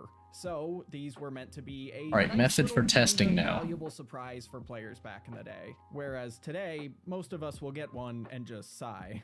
Now, Yeah, this is where the Ring of forecast. Wealth Yeah, I comes know. in. The ring's only purpose is to increase the chances of receiving a drop from the rare drop table while you're wearing it. But if any of you were around in 2004, Oh, my you'll know stream that isn't Jagex crazy used to delayed. be much less careful with their wording on update posts. On the post they made when it released, they simply said that the Ring of Wealth gives the wearer a greater chance of getting a rare item drop when they kill a monster, which you now know isn't true. The ring doesn't help with every rare drop in the game. Here we It go. only helps with items on the rare drop table, which ironically 99% of rare items are not on. Let's say you were trying to kill the Cowfight Queen Brother. with a Dragon Chain Body. It drops one on average every 1 in 128 kills. That's a pretty rare item. So after reading this update post, you'd assume that you should bring a Ring of Wealth along to get it faster. But the Dragon Chain Body isn't on the Ring I didn't know drop this table, about the Ring of so Wealth, the actually. ring wouldn't actually help you at all. Because Jagex Oh, worded wow. that post That's so awesome. poorly, and most players didn't even know the rare drop table existed. Freaking police officer? Everyone That's thought crazy the ring cool. would improve their chances of getting any rare How's item that they treating wanted you? from a monster. Over the next few years, I work at fucking hundreds of Kroger. thousands of players would keep the Ring of Wealth in their ring Or slot Fry's, at all or times because your of this. equivalent to whatever Eventually, Kroger owns in your rumors area, spread because they that own would let every you grocery boost store your ever, rewards, other than PvP Publix. drops, and the Barrows If you're in rewards Florida. chest. Even when Mod Ash got on the official RuneScape forums and dispelled these rumors multiple times, they didn't stop. Ah. I actually got tricked by these rumors too. I don't When either. old school RuneScape launched, I think if wore you a Ring of click Wealth and drag it, all like the if you're time watching a video, for instance, like right here, and you see how it pulls this up, and like you should be able to pull it up. Or leave and come back, and it might rework. Change the Ring of Wealth to work much more like how the rumors suggested it did. Except whoever Okay. updated it messed up really, Let's see, really, public. really bad. But first, let's Public discuss static today's void. We gotta do the sponsor, main Dragonair's public. Silent Gods. You can click the link in the Public static description box void. to download the game and join D&D Force Legends and Dragonair. C1. It's an open-world strategy RPG with a Western fantasy theme, and was actually inspired by Dungeons & Of Dragons, course. the world's most popular tabletop role-playing game. So Um, far, Dragonair has garnered over 10 million downloads worldwide, C1 securing the top equals spot in more new than course. 10 regions since its global launch, and is That's available on Windows, initializing. Mac, Steam, Epic, and Android. I and would believe, iOS. right? Now on November C1. 17th, Dungeons and Dragons characters. You think I'm as doing all Zerdan that? And Heir 2 were added to the game. Oh, yeah, that's and probably what it is more on then. the way in future seasonal content You releases. think I'm about to do During all this that when I could just copy and collaboration, paste his it? Black Panther Guinevere have At their own all. independent and complete storylines you can play through. You'll be happy to know that Dragonair includes tons of D&D mechanics you know and love. dice roll checks, unique character creation, and tactical grid-based battle. So if this all sounds Why the good fuck to am I you, getting click the errors? link in the description box to download the game getting and errors. join D&D Legends in Dragonair. So on March 15th, 2011, Why am I getting Jagex errors? made what should have been a fairly standard update to the Ring of Wealth. They made it so the ring could teleport you to the Grand Exchange and Miscellanea, and allowed the ring to actually increase your chance of receiving a rare item from a boss. So if you were fighting General Grardor, for example, you'd have a slightly higher chance of receiving one of his very rare unique items like a Bandos chestplate. This effect would also apply to opening reward caskets from clue scrolls, the Barrow's rewards chest, and more. So pretty much exactly how the ring was rumored to work, except without Give me an error. key drop increase part. But players soon learned that Jagex had seemingly launched this update without testing it. Right after it went live and players started killing monsters while wearing the ring, Here we go. they noticed that they were getting its most Here we go, here we valuable go. drops every single time. Aha! So spiritual mages normally drop dragon boots at a rate of 1 in 100. Alright, so the main method, Instead, course you C1 get equals new every course. single kill. This sounds almost unbelievably insane. I but think. one player named TS Jan was actually able to catch it on video. In just a few minutes, he had 40 pairs. He could have gotten more, but Jan came to this area to fight Krill Tutsaroth, which requires you to kill 40 Zamorak minions before entering his lair. So he enters the lair, gets a kill, So this and is what he expects told get me to do? something super rare, right? But he doesn't. He just gets rune plate legs. That's where this glitch gets sort of weird. It seemed that for certain monsters, Oopsies. you'd get their most valuable drop every time, while with others, you would just And significantly then increase set your course ID, chances. what did I? But smart Set course clans name, soon intro to figured out a Python. trick to make Python. every monster drop Description, a rare credit hours, and then item display every displays time. it. Back then, clans in RuneScape had a system called Look at loot that! share. If loot share was It turned ran! on, everyone in the clan would share in the loot of the monsters that they killed together. This system would try There you to go. share the loot as equally as possible. So what There you happened have it. next is clans would I'm turn on to loot I'm share on to into making the best video games players ever in the and world. start killing the corporeal beast. If they were all wearing a Alright, I gotta get at my class file. So Java C course Java. They were getting Corp's most valuable items, sigils, every Then single Java time.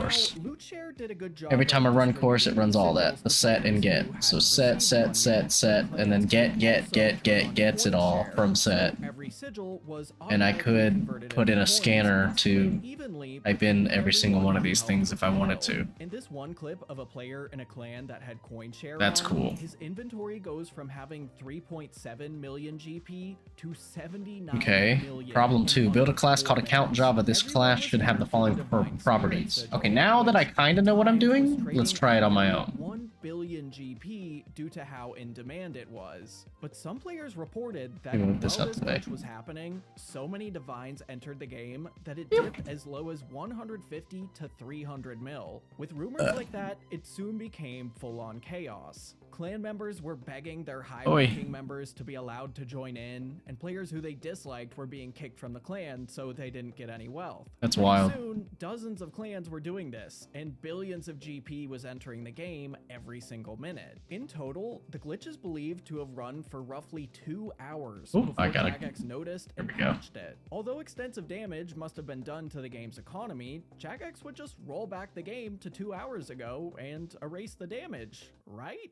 Right? Well, no.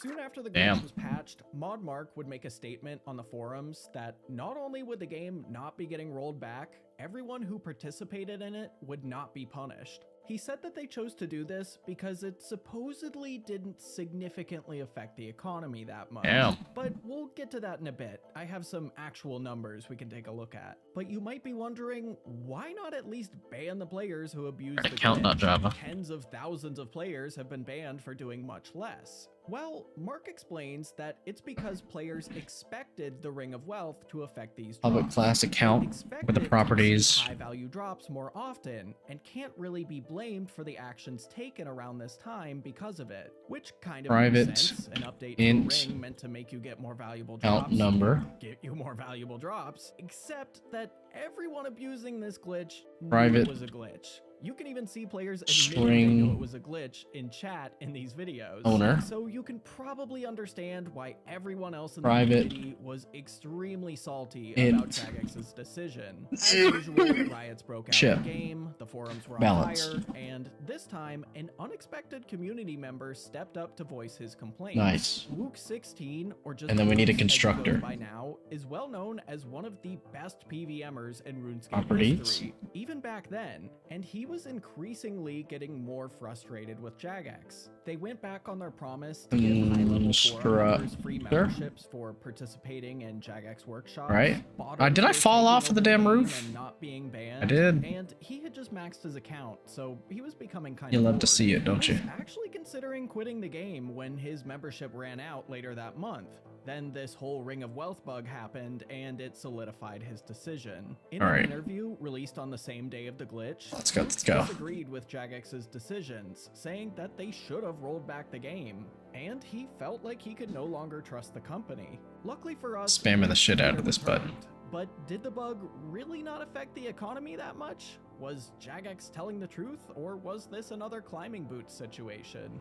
Actually, yeah, they weren't lying. Despite billions worth of sigils entering Damn it. the game, none of them dipped in price on the Grand Exchange. In Oh, fact, wow. most of them went up the next day. As long as it never That's happens crazy. again, I guess that's fine. Except it did. In March of 2017, Jagex was doing a big rework of the luck system, and along with introducing new rings that also slightly increased your luck at certain bosses, they broke the luck system entirely. This Instructor, time it was how would I do that only again? Bosses in God War's dungeon, Corp, the Cow Fight Public King, Corp. and the Okay, so it would just be a but had public. pretty similar effect as That's- last time. I'm assuming that Players extends get it to be lots of drops, Jagex fixes it, accessible. There's no rollback, and everyone is upset. However, this time they did choose to ban some players that they were 100% certain were abusing it. It was Next, also a bit easier to tell this also time add the because it appropriate was set and get only on for methods. 2 Okay. hours. It lasted for 6. So I need to and do- they hopefully went through chat logs this time. I don't know about you. Uh, but this glitch makes me pretty nostalgic. set? And No, no, no, no, no, no, no, no, no, no, no, no, no, no. Over on the right is probably Public? even more nostalgic. He was one of RuneScape's most Int. famous YouTubers, but he died when he was just 18.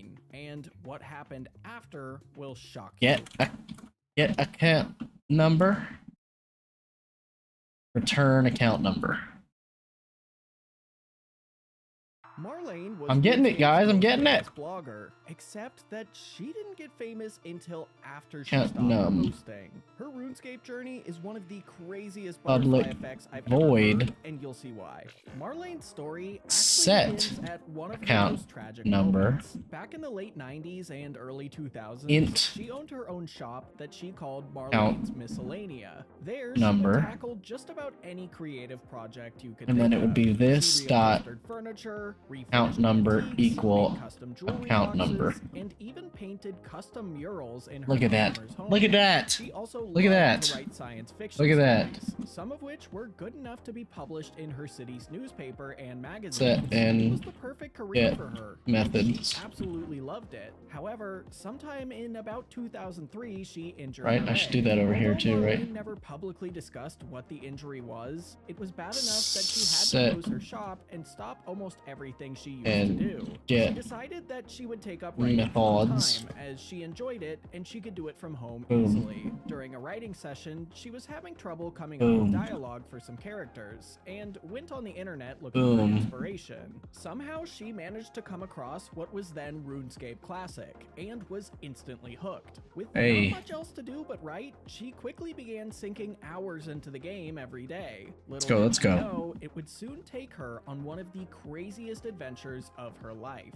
But first, let's take an adventure to Flavortown with today's sponsor, Factor. I had a Factor is, membership. In my opinion, the most convenient way I had it for a out few there months. Right now to eat delicious It was food actually with really no good. prep time. Not gonna lie, it was Factor pretty meal is decent. prepared by a chef, never frozen, and shipped straight to your door. All you have to do is pop one in the microwave for 2 minutes, and it's ready. Instead of spending your whole lunch break waiting in line at a drive-thru, just bring a Factor meal to work. Like maybe this creamy creamy Parmesan chicken. I love this one because the chicken stays juicy. Let's go, the let's sauce go. is awesome, just overall so good. But if that doesn't sound like your what thing, was I doing? Factor has plans like vegan, vegetarian, keto, and low calorie. With 27 HelloFresh is plus cool, meal but I options didn't each want to week. cook. There's something for everyone. Like, this is Go literally, to go.factor75.com. they send you the Use shit code fresh, like it's not frozen, PROMPT50 and it lasts 7 for 50% days. off your first box. Click the link in the And you just description pop it in the or scan microwave. QR code with your phone. Or you put it in the Now, oven, long after and it's the actually pretty good stuff. transition from RuneScape Classic to RuneScape And I don't 2, have to she cook. would take a trip to Varrock to purchase some I know U-logs. HelloFresh has She some found a player things named like that, but like, Falcon, who that was their agreed to sell her whole some. deal was But Factor. there was a bit of a With mix-up. Factor.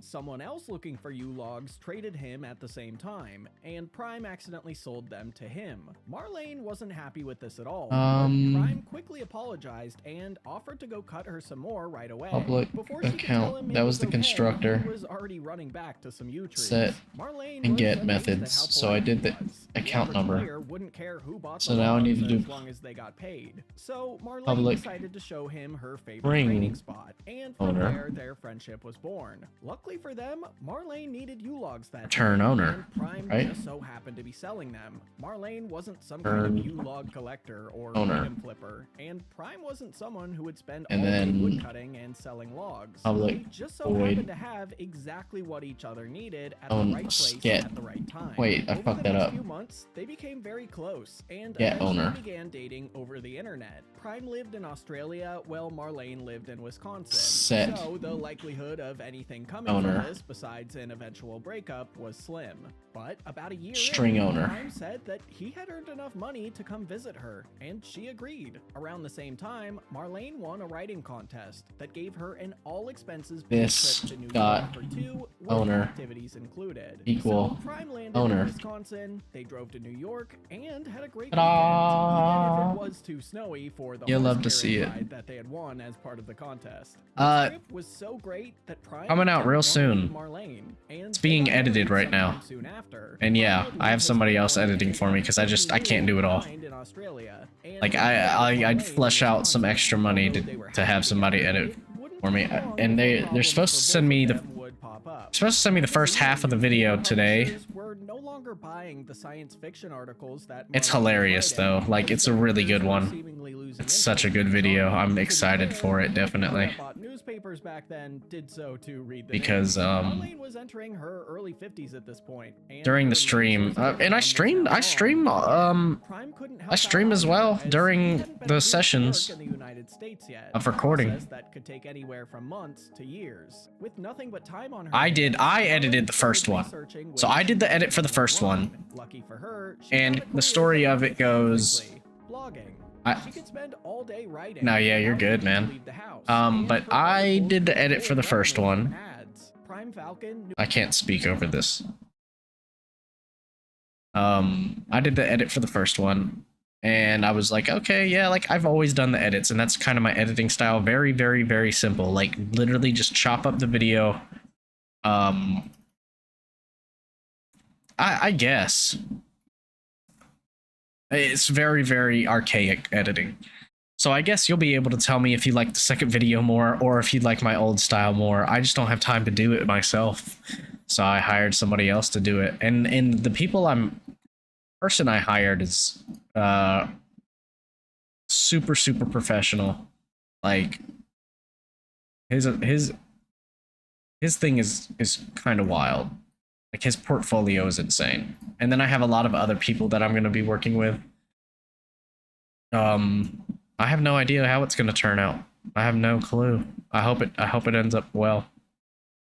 Because I'm excited for y'all to see the second video because it's going to be way better than the first. Mainly because I've made progress. I actually listed out rules in the beginning of the video for the first time. So there's actually rules to the series, and we kind of grasp more of what the series is going to become through those rules. So we set rules in it. I came across a lot more people giving things out than I did in the first video, and I was able to get some questing done. I think I got 3 quests done. I think I got Cook's Assistant, Sheep Shearer, Misslin Mysteries, and I was about to start Ghost what a the ghost one, I don't know, but it's just real interesting because I came across a roadblock I wasn't expecting with Sheep Shearer because I forgot my rules for a second and then I had to remember my rules, so it's just it's a big cluster. I'm excited to see it too.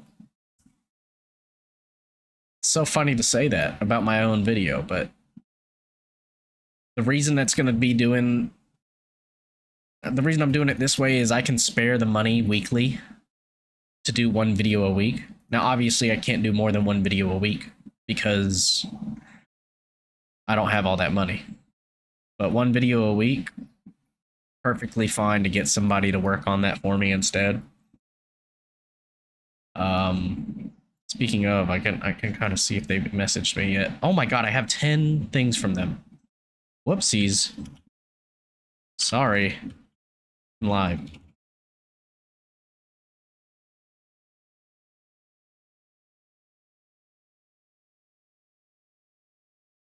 Uh-oh. Alright, I rendered 3 minutes from the start as a revision for me. Sup, do you have time to discuss some things? I finished cutting the footage. I rendered 3 minutes from the start for a revision for you. I will add footages and more effects and intro animation when there's a video. There you showcase it. Hold on. I'm gonna cut my desktop audio off and watch this. It's gotta be a secret. Sorry.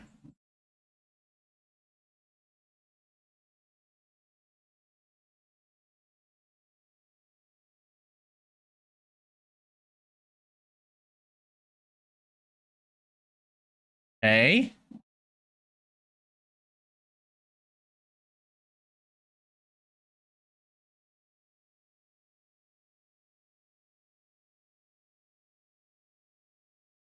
There we go.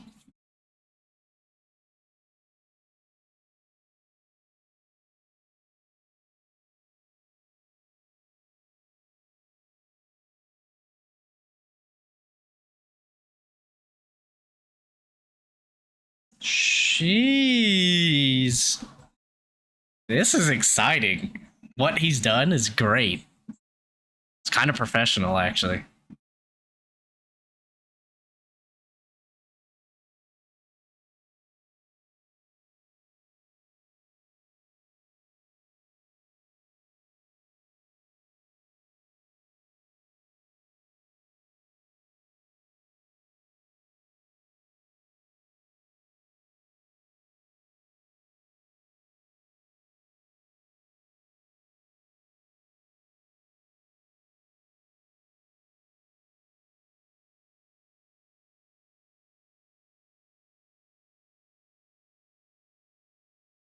Nice.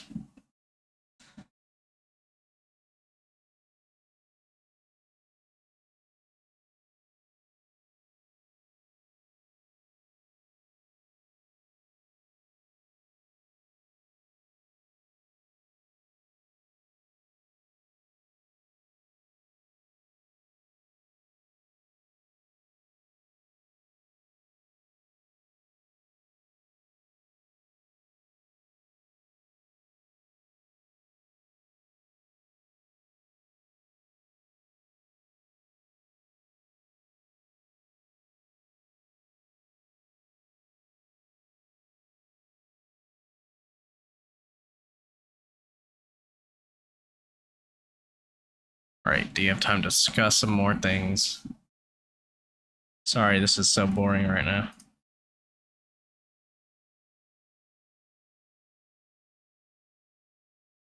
Do you have time?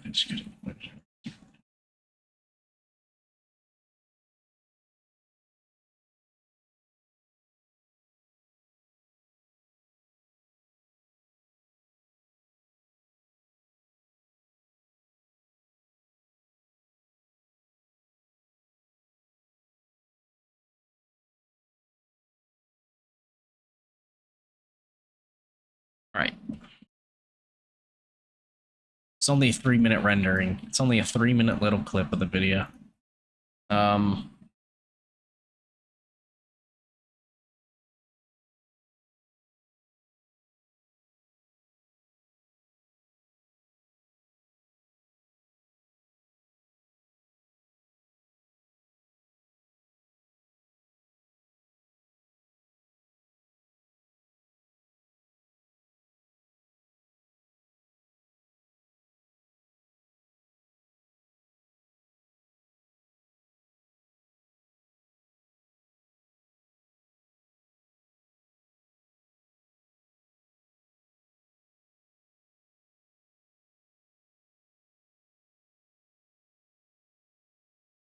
All right, some things I think there are words that need to be silenced.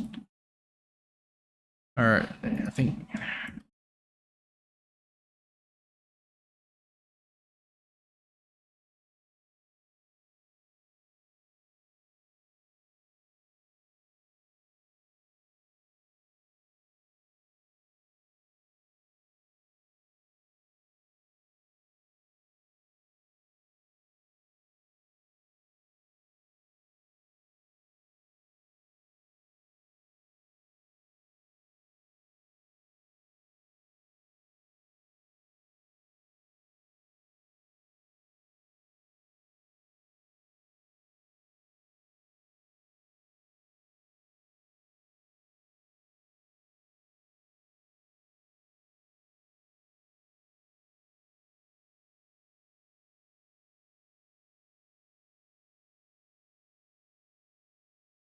Sorry. Let's see here. No, you can hear me. Yeah.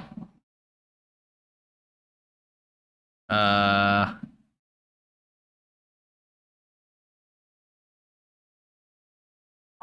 crap. Oh. I'm so excited for this video. So the intro looks amazing.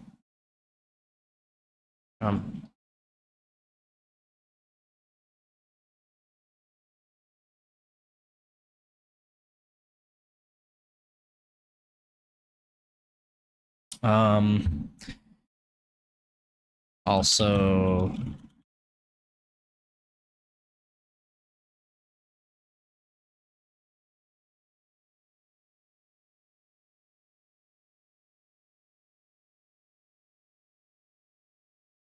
hello. My new videos just got sent, like 3 minutes of my new video just got sent to me, the first 3 minutes. So I'm watching it, I'm reviewing the footage right now. It looks so good. I'm so excited. Like it's so much more professional than what I did for my first video.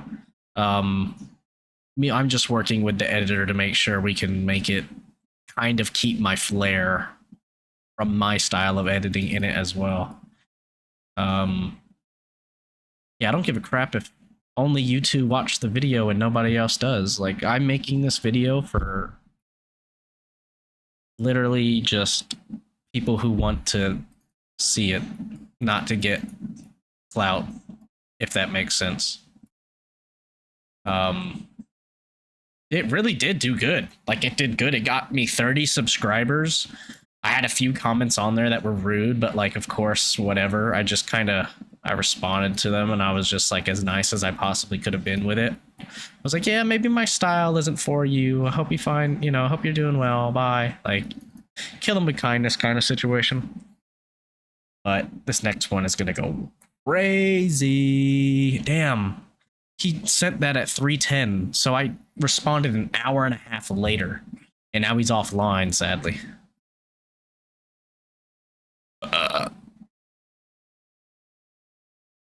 But yeah, I'm excited for that video to come out. I mean, of course, I hope it does well, especially with me putting in actual investment into the video to pay to have it edited by somebody. Yeah, I'm on Eastern times, so it's 4:50 p.m. right now. But yeah, of course, me investing into it, I would want it to do better than my first one, even. And the concept is very interesting. Now, the first video, it was kind of really almost so much of a challenge. There was... Damn, that's nice. There must be in California. The challenge in the first video was so challenging that some of the reception I did get was... There's no progress that's going to be made on this account. You literally made a 10-minute video of you just... Literally a compilation of you just laughing. Some people like that, but I kind of want to mix that and get into kind of keeping that same vibe of, yeah, I want to keep that, a lot of me being dumb and silly and interacting with random people in RuneScape and laughing a lot with more progress. And it's definitely comes through in this second video. There's way more progress.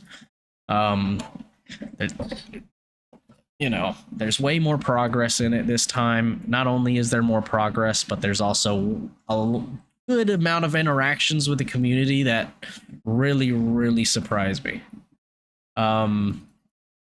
They're gonna surprise everybody because I wasn't expecting to happen what happened in that video, which was kind of funny. Not. I mean, I think it was one of those things I didn't expect to happen because I didn't really think of it, and then I was like, oh shit, yeah, this is gonna happen a lot.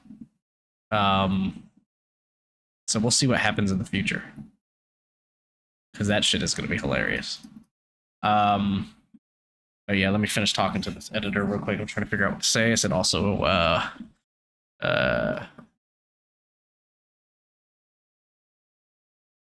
keep the in or the shin. And we can stuff like.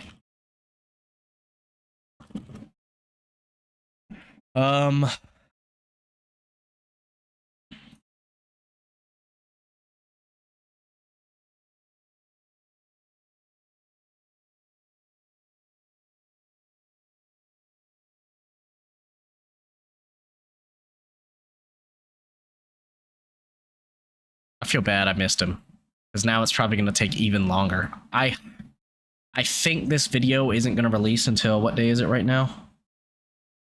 Thursday, Friday. I'll probably, hopefully, everything will be, because I'm also getting a thumbnail editor to edit my thumbnail again, which he did for the first one too, which I think is a big major reason. I think the title of the video and the thumbnail, obviously, because that's how it is for YouTube. I think the title of the video was pretty good. And I think the thumbnail being professionally edited in Blender with RuneScape characters, I mean, that always just does well in the RuneScape community. So I brought in like 2.2, 2.3K. And if you go to my shorts, guys, I put some previews. Yeah, so I got another thumbnail. The second thumbnail, it's changing. I'm not going to keep that same thumbnail for every video. Like the second one is going to be, it's going to tie into the episode. It's actually gonna, the thumbnail will show a major plot point in the episode.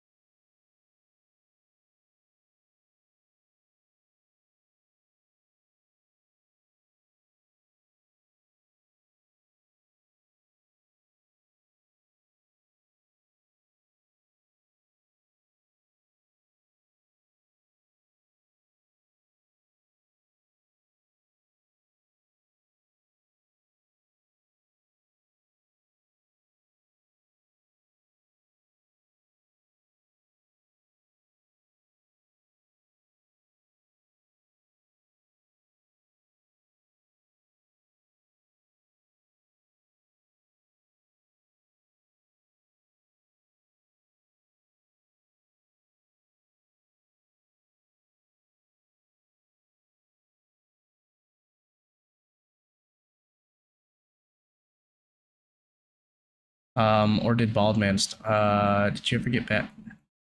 No, hell no. Can't hear what? Me can't hear what? I'm not speaking. Nothing's going on. No. I never beat Baldi's Basics. That shit was so hard, man. I think the furthest I ever got in that game was that last video. And then, as much as I didn't expect Baldi's Basics to take off the way it did on my channel either. Like, this first time I ever posted that video, it got me like 1,000 right off the bat. And I was like, whoa, what is this? But the problem with that niche is like, you know, I want to do what I want to do, and I was getting tired of playing the game. I was like, oh, this is getting boring. I'm not having fun recording it anymore, so I'm not going to have fun when it's time to create that into a video and put that into a video, because, you know, that's just how it works usually.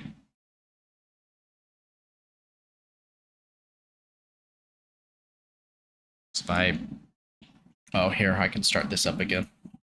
Knew a lot about technology and programming, so There we go. I helped her set up a website that she would name Marlene's Musings, and soon got to work documenting her adventures in RuneScape. Now, All right. if you started a I'm also doing website programming. today, I hate to say it, but See you here. probably make nothing. Account. Blogging is seemingly all but dead. Properties, constructor, my set and get methods. We got get, set, get, set. I need to get and set the balance now.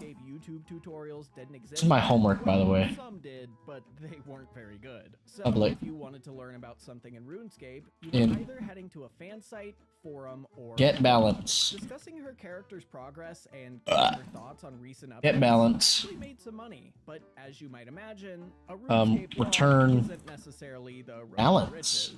So Marlene started looking for more ways Boom. to make money online. Soon after, she'd come across a website. Do you watch? Users could write articles teaching others how to do things and receive a split of the ad revenue. Are you serious? The article earned. As you know, Marlene was a pretty crafty person, and she jumped at. In this video, 6 developers are challenged to make the Why is it loading so hard? Damn. 9 developers make a video. So what do? 7 devs make a game without communicating. 6 developers make a That's video crazy. I mean, if you send source code over to somebody else, passes it along. The twist being that no communication between them is allowed. As you see in the past, if you send code to somebody else, bloodshed and low poly hands. you can kind of communicate. To superheroes, You can kind of communicate what is gonna happen if you send code to somebody else. It's just when you send that code, your interpretation of what they do with it, that's the interesting part. So like, yeah, he could get sent a man, but like, what is the man doing? Oh, the man's flying? Okay, I guess it's a superhero. And then, yeah, coding is terrible. Yeah.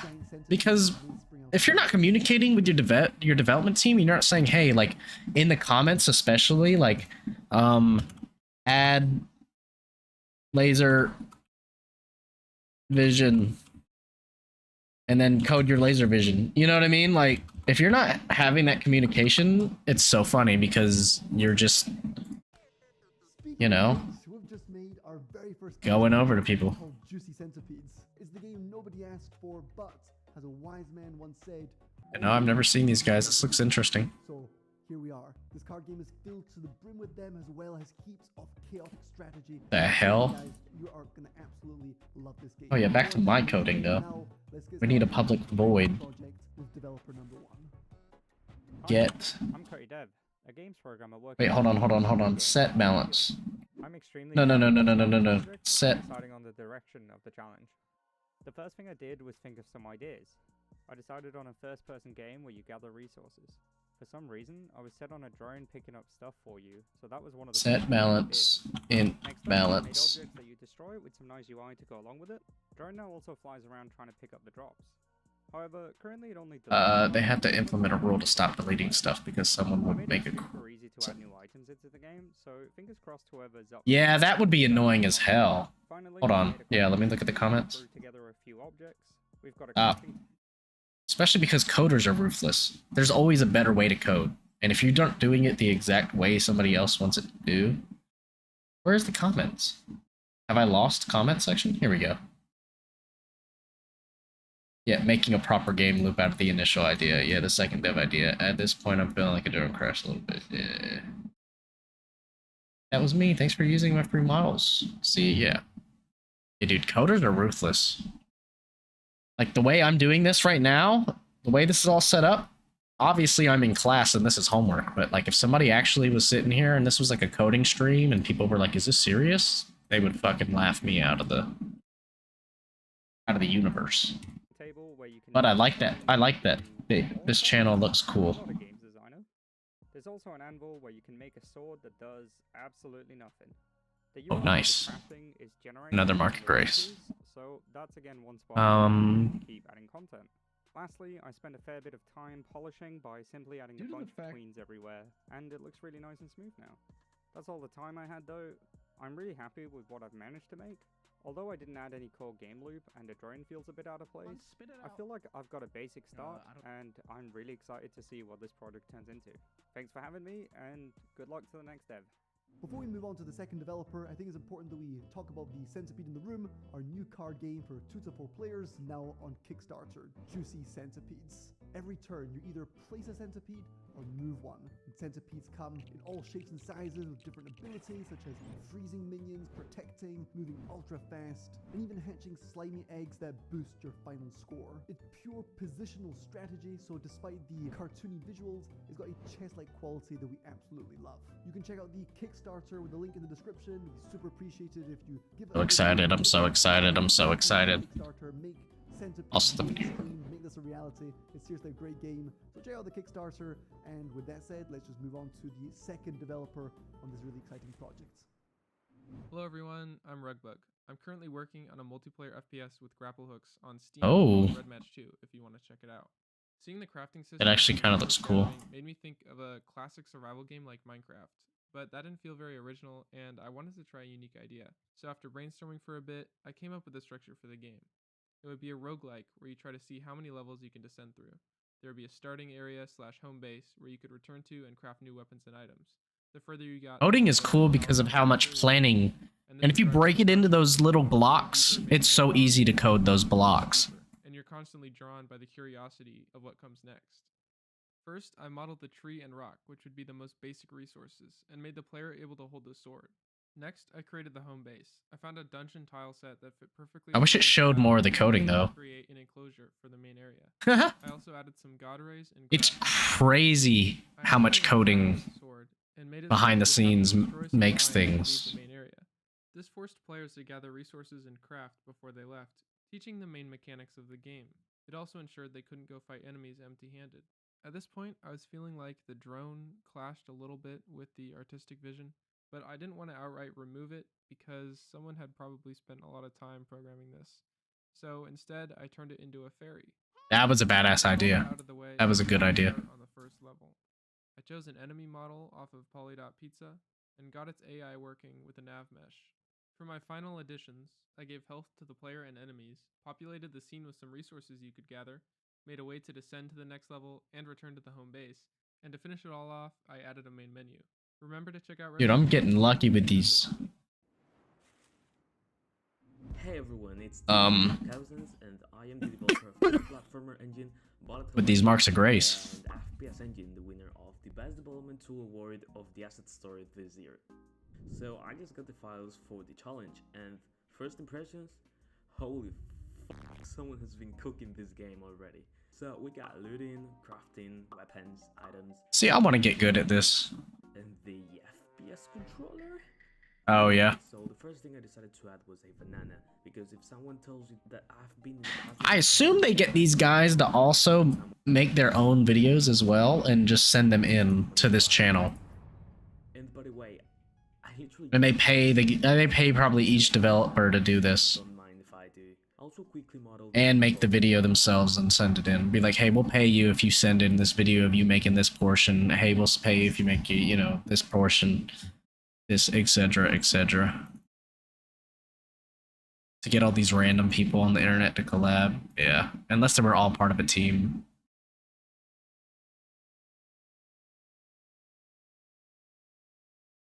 and Naru and added it to the game, and like it's now come on, it's not working as it should.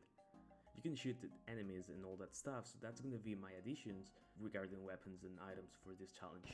Moving on, I also decided to add another enemy, but honestly I didn't really have time to model, animate, and Set and get those three things. So get account, set account, get owner, set owner, get balance, set balance. Busters and deals laugh damage, so it's pretty much like one of those annoying little zombies in Minecraft that everyone. Nice. Look at that. Look at that. I also felt like the map was hella empty, not gonna lie. So I made some vegetation and Trying to code, watch a YouTube video, and play RuneScape all at once, man. and now it looks like this. Tell you what. Previously you could return to the home base by selecting this cube, kinda, and I thought it would be cooler if you could just teleport to the home base. So yeah, I just added that. A portal that takes you to the Oh, wow. base. or Their editors are not good, or their developers are not good. I don't know. Shit, I would love to be able to develop a game. So But right now I'm trying to focus on getting my programming degree, and then that has nothing to do with video games at all. Like, I'm learning the basics. Like, right here, this is classes and functions. Like, I could have an account, or I could have a class named, like, shoot gun, right? And then I could use shoot gun throughout my whole code to shoot a gun. Remember this? I didn't really have time to model, animate, and rig enemies. So, well, apparently someone already spent a bunch of their time modeling, rigging, and animating these cool enemies, and I completely ignored that. So whoever did this, I'm sure I didn't intend to ignore. You're good at hosting, though. That's all that matters. Anyway, shit. pass the project files to the next dev. Make sure to check FPS Engine now and subscribe to our YouTube channel. Bye bye. Hey everybody, my name is Sullivan. I'm the creator of Floromancer Seeds and Spells, which is a cozy. There's so many popular people out there. Save your forest from deforestation. And there's so many good game ideas. And it's so overwhelming at the fact that so many of them never get the light of day. Like, you have to really love and want to do what you want to do in order to keep doing it. Like, if you're a game developer and you're doing it because you're hoping that you're gonna make your own indie game and it's gonna pop off like Minecraft or something, like, and that's the only reason you're doing it, you're never gonna make it. 5 devs make a game without communicating. FPS edition. This is the biggest controversial one. I'm gonna finish this one up and then I'll do that one next. Something to work towards, more reason to risk danger. So I added new resources to the game. I copied and pasted in search. That you can create and use to I'll do that one next. Yeah, you really gotta love what you're doing. With anything, though. I think that goes with anything. Even with this. Like, making videos for me is sometimes very, very... It sucks. You have to be prepared for a video to go out to, like, nobody wanting to watch it. Like, 10, 20 views.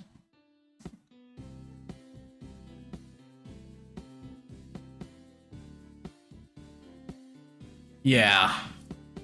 I think gaming as a whole, though, is really, really... This is loud. Is this too loud? Is this good? At this point, I had some extra time. Scan my cat Phoebe and see if you can find her. Now that's a cool idea right there. You can 3D scan something and put it into a game. Holy crap. If it's your thing, check out Floromancer on Steam. And then Floromancer, that's a good idea. Like, he said you grow spells to protect your garden. That's crazy. My name is Eugene, and I am a team member of Electro Souls Games. We are working on Project Iron. I would love to be able to do some things like that. The demo is already on Steam. Let's start the challenge and see what I can improve. We have a first-person game. All right. So I've declared my or not declared, but I've got the following properties. I've got the appropriate get and set methods. Now I need a display method and a main method. So I need to display. So I'm pretty much just copying what I did in course. So display.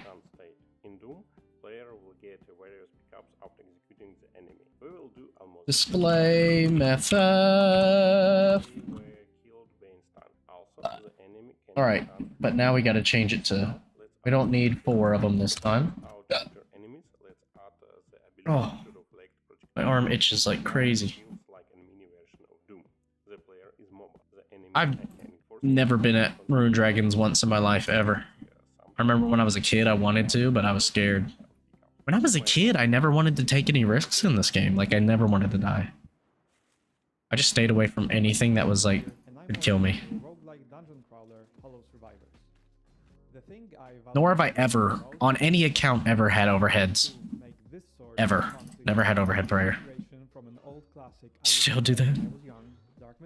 I implemented new animations for quick attacks and also an animation Damn. for a charge attack. To make the animations less repetitive, I mirror them when the player makes few consecutive attacks. Holy shit. I also added these blood splats when the player hits an enemy. And lastly, I've added sound effects. Yeah. Before and after. I remember... So, when I was playing RuneScape, the wilderness. This was around the time the wilderness got, you know, X'd out of the game. So I was able to go do green dragons in the wilderness and just AFK that. That's how I got my dragon kills. That's how I trained a lot too. It was that era of time when they stopped the trades. Like you know, you had to be in a certain range in order to get traded an item. So like if someone traded you a whip, they'd be like, oh, you know, you can only have like 100k or like 50k max in between your value and the value of the trade. So you couldn't just give people things. You could lend, there was a renting system, so you could rent things to people or lend them. Like you could lend a Bandos God sword to somebody. And it would be in your inventory for a while, and then after the lending period was up, it would just pop right out. The project came to us with a lot to envision. We had all the core features there, but the game loop needed more. It's kind of cool. Oh, Oh, I can turn off my air conditioning now. The game design document outlining what we had in the project already, where we needed to go, and we did a task list for all participants. Things got a bit loosey Old. towards the end, but that's how it always is when you're under time constraints. After fixing Okay. the project, I did a bit of investigative work to figure out how things were working. We settled on a game. I need to make this account number, owner, and balance.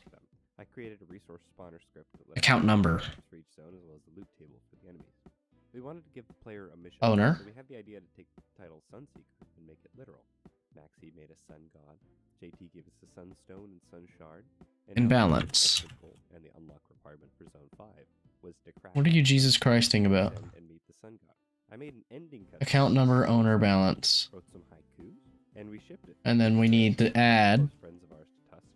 During account the number, days, I wrote a save system to make their testing easier with the owner. consequence that you now have access to a save system when you play the game. Things like What'd you get jump scared by? the level unlocks and which voice lines you've heard. We had a ton of fun. Balance. With where we finished. There are a lot of things we would have. And then a display method to make it all work, right?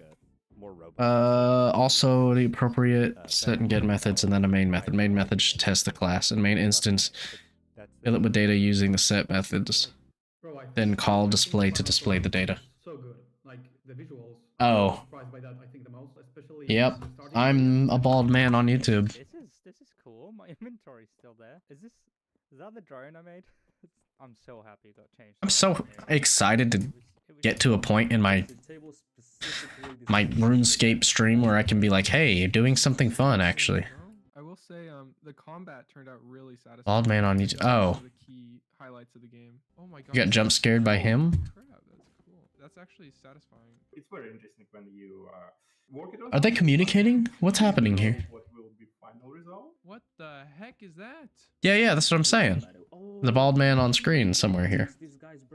So you had 2 more months to work on the video game, and you're gonna sell it on Steam. What would you do? Main method. I would start by tweaking the difficulty. Yes. Because I think right now it's really hard. I couldn't make it past the Crystal Cavern, so I didn't actually get to see the additional content. Public static void main. Please, no, I don't want to die yet. We had Ah. testers of the final version. There. Is that the drone I made? Hold on. If you enjoy. Bro, I think the final product looks so good. Like It does look good, though. I was surprised by that. I think the most, especially the starting area. I think it looks just amazing. This is cool. My inventory's still there. Is that the drone I made? Is this the first guy? Oh no.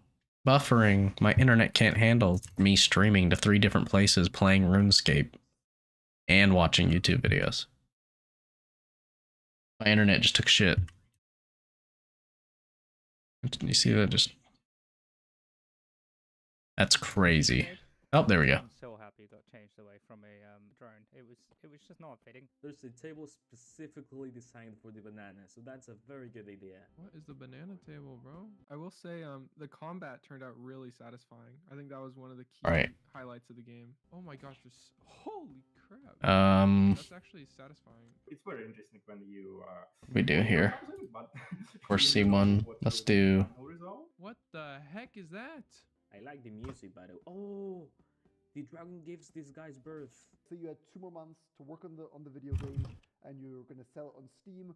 what would you do from here? Well, I would start by tweaking Right? the Would that be right? because I think right now it's really hard. I couldn't make New it core, past yeah. so I didn't actually get to see the additional. Then we would have to do A1 equals. No, I don't want to die yet.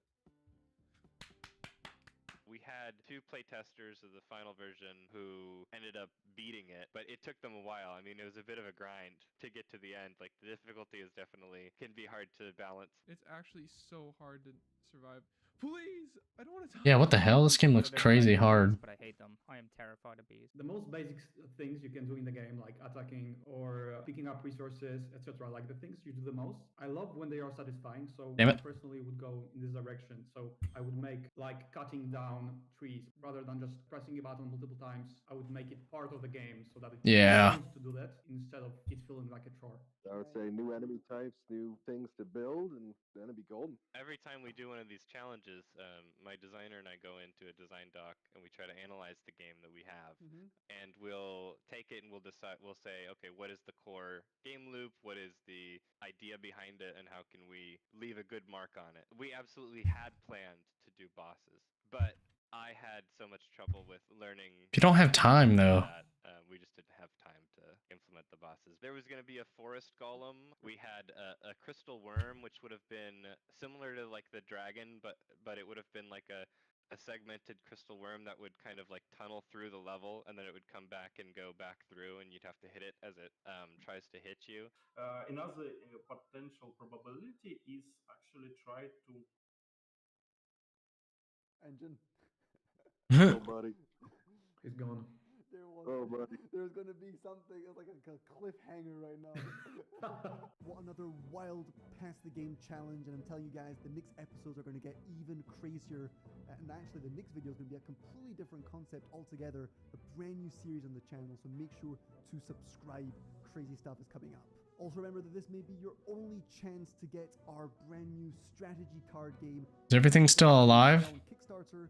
We might never release this ever again, so if you want to have an exclusive blank Did it crash? Are we still good? in your home with a blank thumbprint art style, really proud of this little My internet down? Check out the Kickstarter and back us there. Yeah, RuneScape parkour. With that said, see you all real soon. Cheers. All right.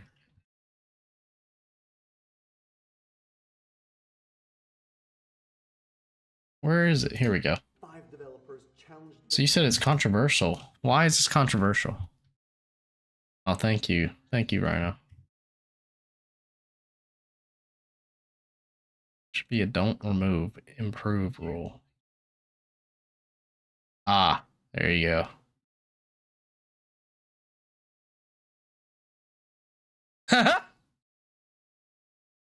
Basically what Turbo did is remove a fun mechanic from the game and then applied his own shitty logo and called it a day. Yeah, I gotta say removing most of the movement mechanic was not a good idea. So I actually ended up removing most of that stuff.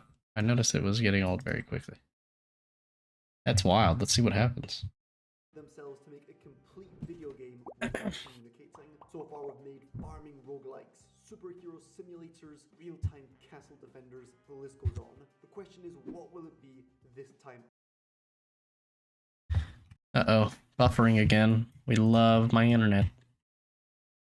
Alright, A1 equals set. Right? How would I do this? No, A1 dot set course. Okay. A1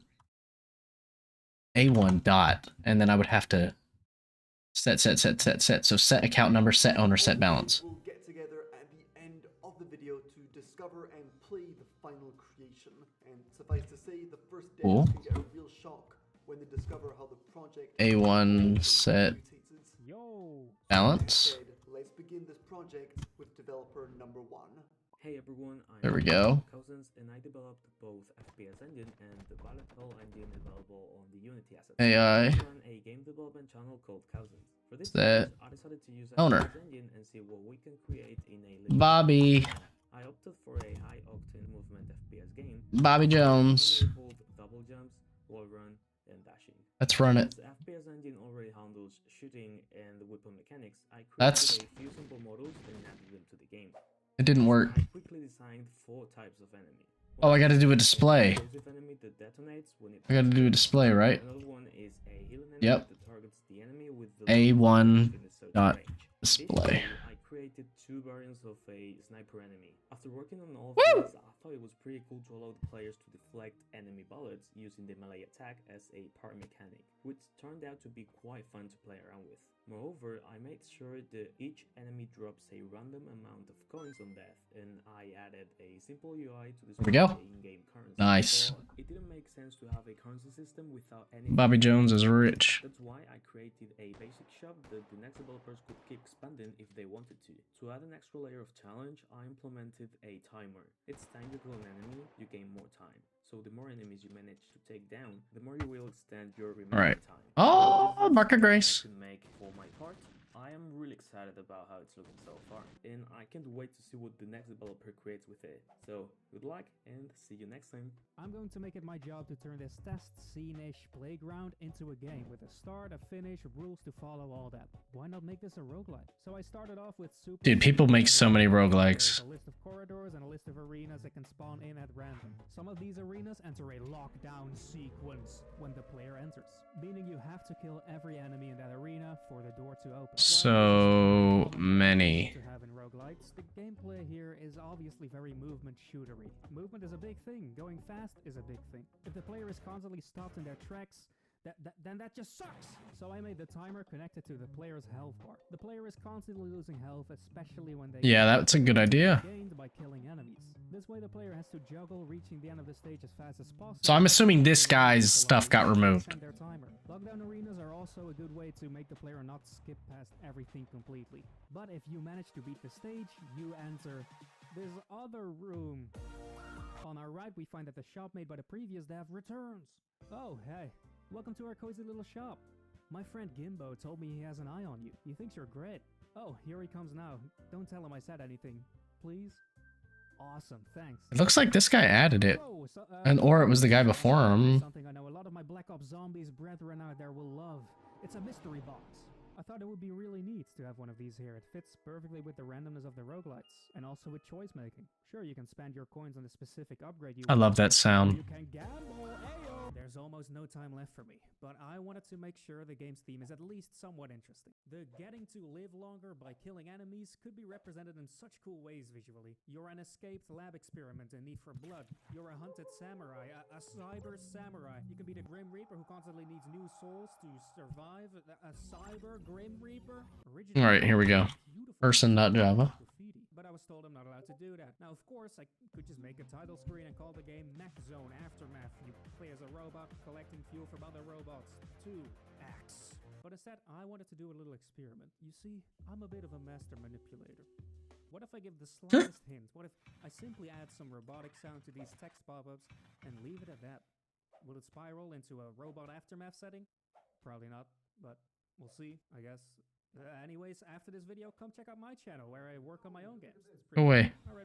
Go away, go away. Pause if you also want to make video games and bring your imagination to life. We've created a course called Game the Rocket.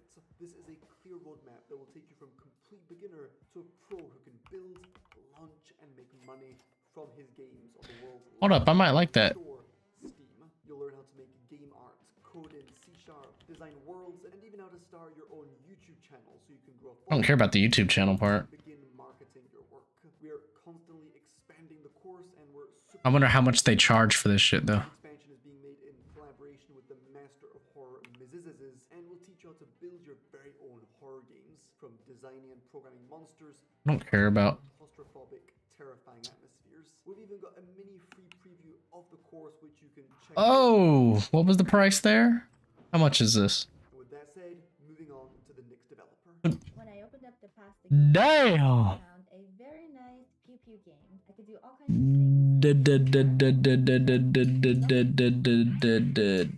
things. Damn. Y'all see this? That's a big money. That's how much they're selling this for. I wonder how many people bought this. $9.97. I mean, I guess it's because this course must be it must be the shit. I mean, I guess for $997 lower. Yeah, no, yeah, $997 for a course. I don't know, man. been attacked by cubes in real life before. I decided to turn them into animals. Here we have a pigeon. Yeah, it's crazy. His name is Jimmy. I sculpted him with care. Then I retopoed him, UV unwrapped him. Blender is annoying. Skinned him, I don't. imported him, brought him to life. That's one thing about video games I don't think I'll ever be able to do is that. So he felt lonely. So I made him some friends. Yeah, ChatGPT. Sooner or later, ChatGPT will be able to give you a whole game. A whole game. I decided to give them a nice home to live in. I designed some walls, floors, trim. Maybe the comments will tell us whose movement got. Yes, it would most. The home still felt very basic, so I decided to add some standard home decor. Oh. Tables, picture frames, mushrooms, clouds, fraglets, boblings, schloops, freegles, flip-flops, and worms. I didn't get much time to do any coding, so I decided to sprinkle some comments around to encourage the next developers. Then I remembered we're not supposed to be communicating, so I deleted them. The game is looking a lot more normal and regular now, so I'm ready to pass it along to the next step. Hey everyone, I'm Johnny from the Turbo Mace Games YouTube channel. Over on my channel I do all sorts of crazy, ridiculous... Here comes the controversial shit.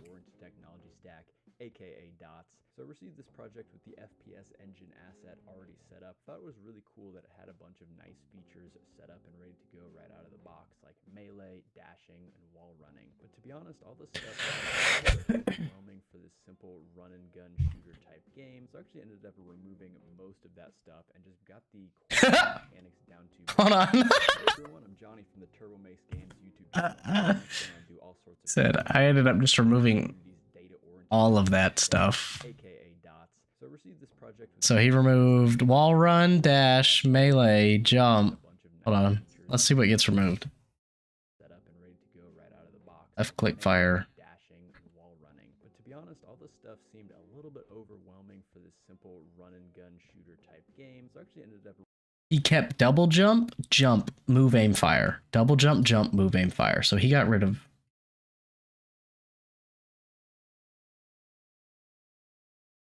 So he got rid of run, crouch, slide, melee, dash, and wall run. Melee, dashing, and wall running. But to be honest, all this shit. Stuff seemed a little bit overwhelming for this simple run and gun shooter type game. So that's crazy.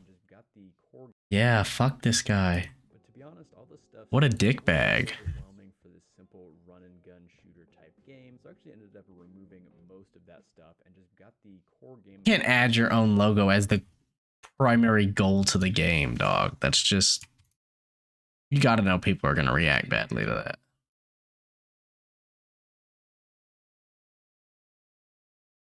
Fuck 'em. Hey, maybe it worked.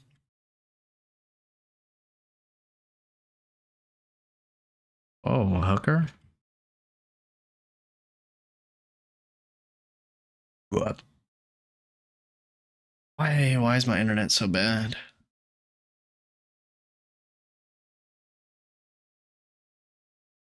All right, build a class called person.java. This class should have the following properties: first name, last name, address, and email. Build and test this class as the two classes above. Okay.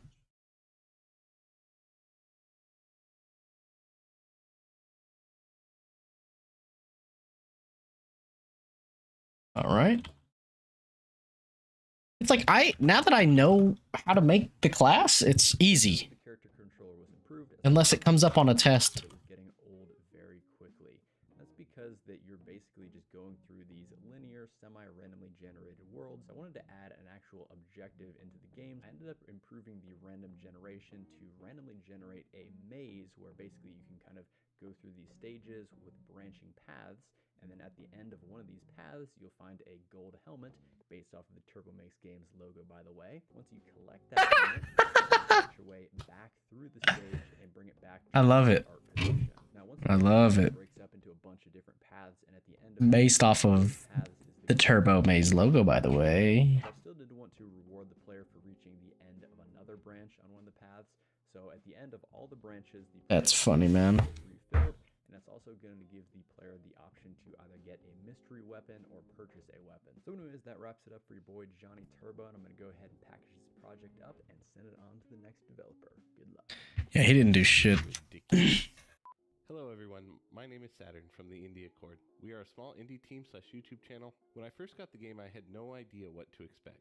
The gist of it seemed to be a procedural FPS. So the reason my channel is actually named Nonchalant Games is because that's gonna be my game studio. If I can make video games, if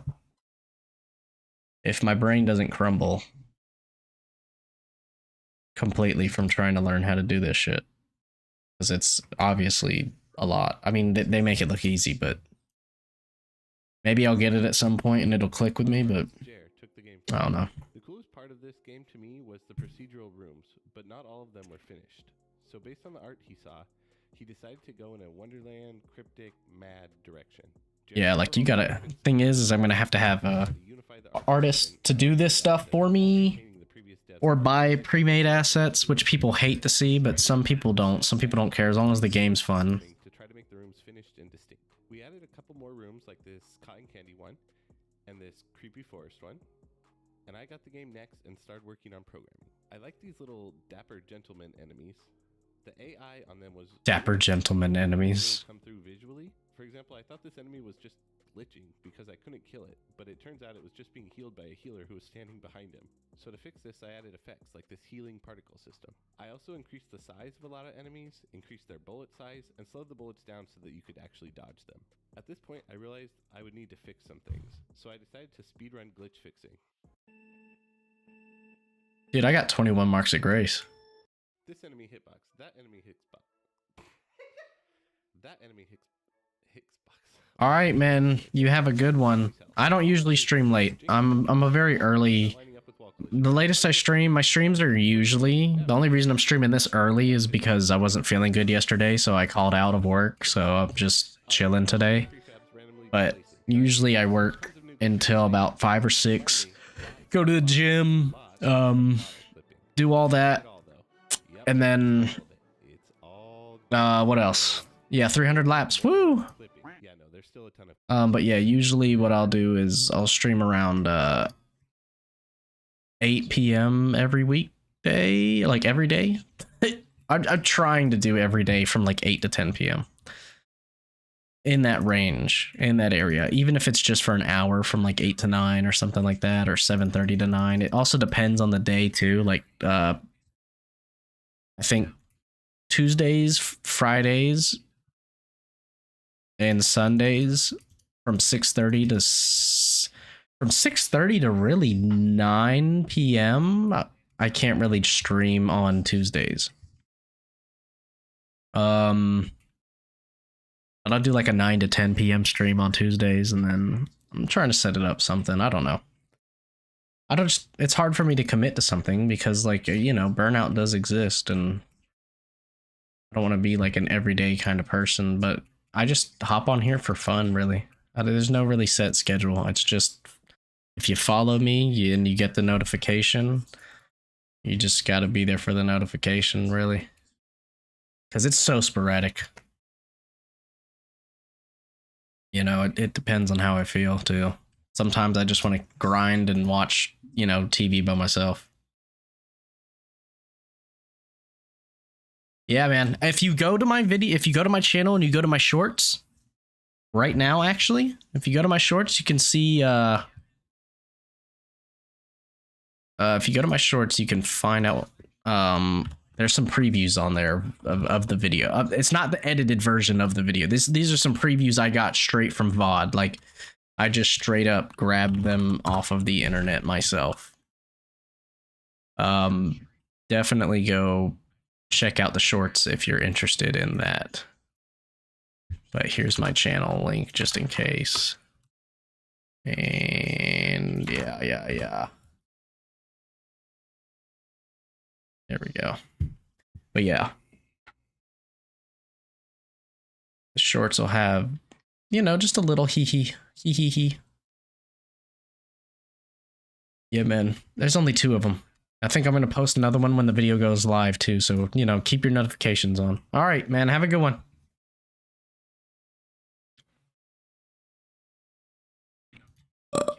Okay.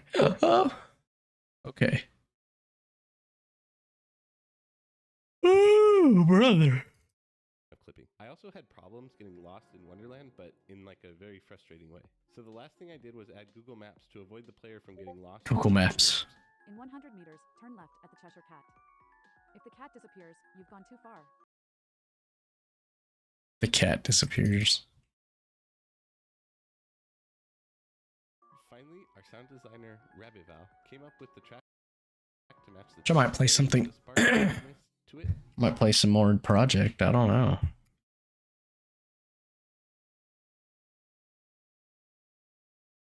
Some more Zombie Boyd. Right? Top of a Let me see. pulse. At the very end, we thought about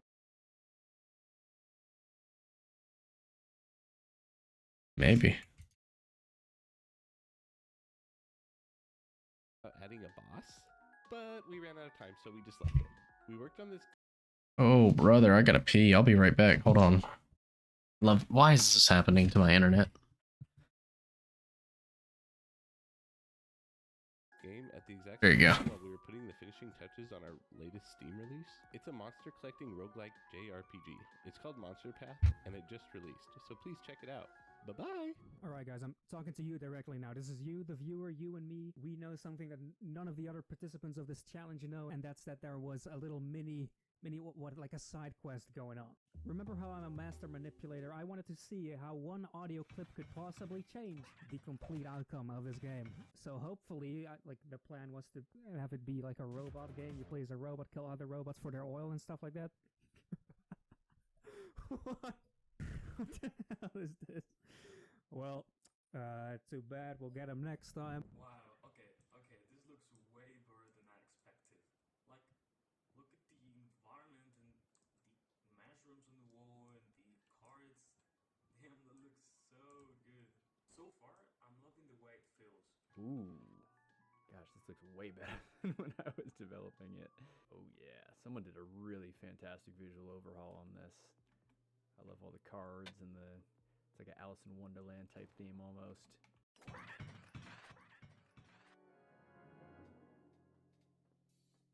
So we got 3 paths here, but I'm back. this one.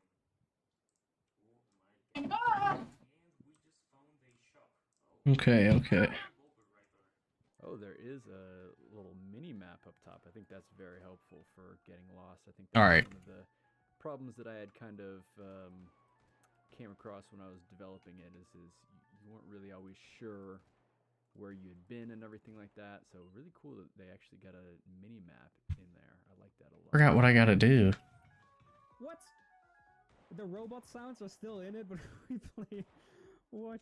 Does the health go down? I don't think it does. Oh, it does. It's very slow. Okay, Yo. hello, fella. Alright, so I'm supposed to be doing this right now. So I need to, now that I've...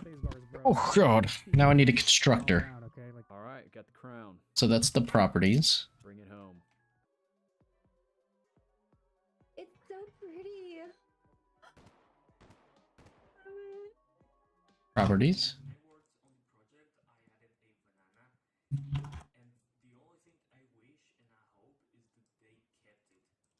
The banana. Mystery box? What?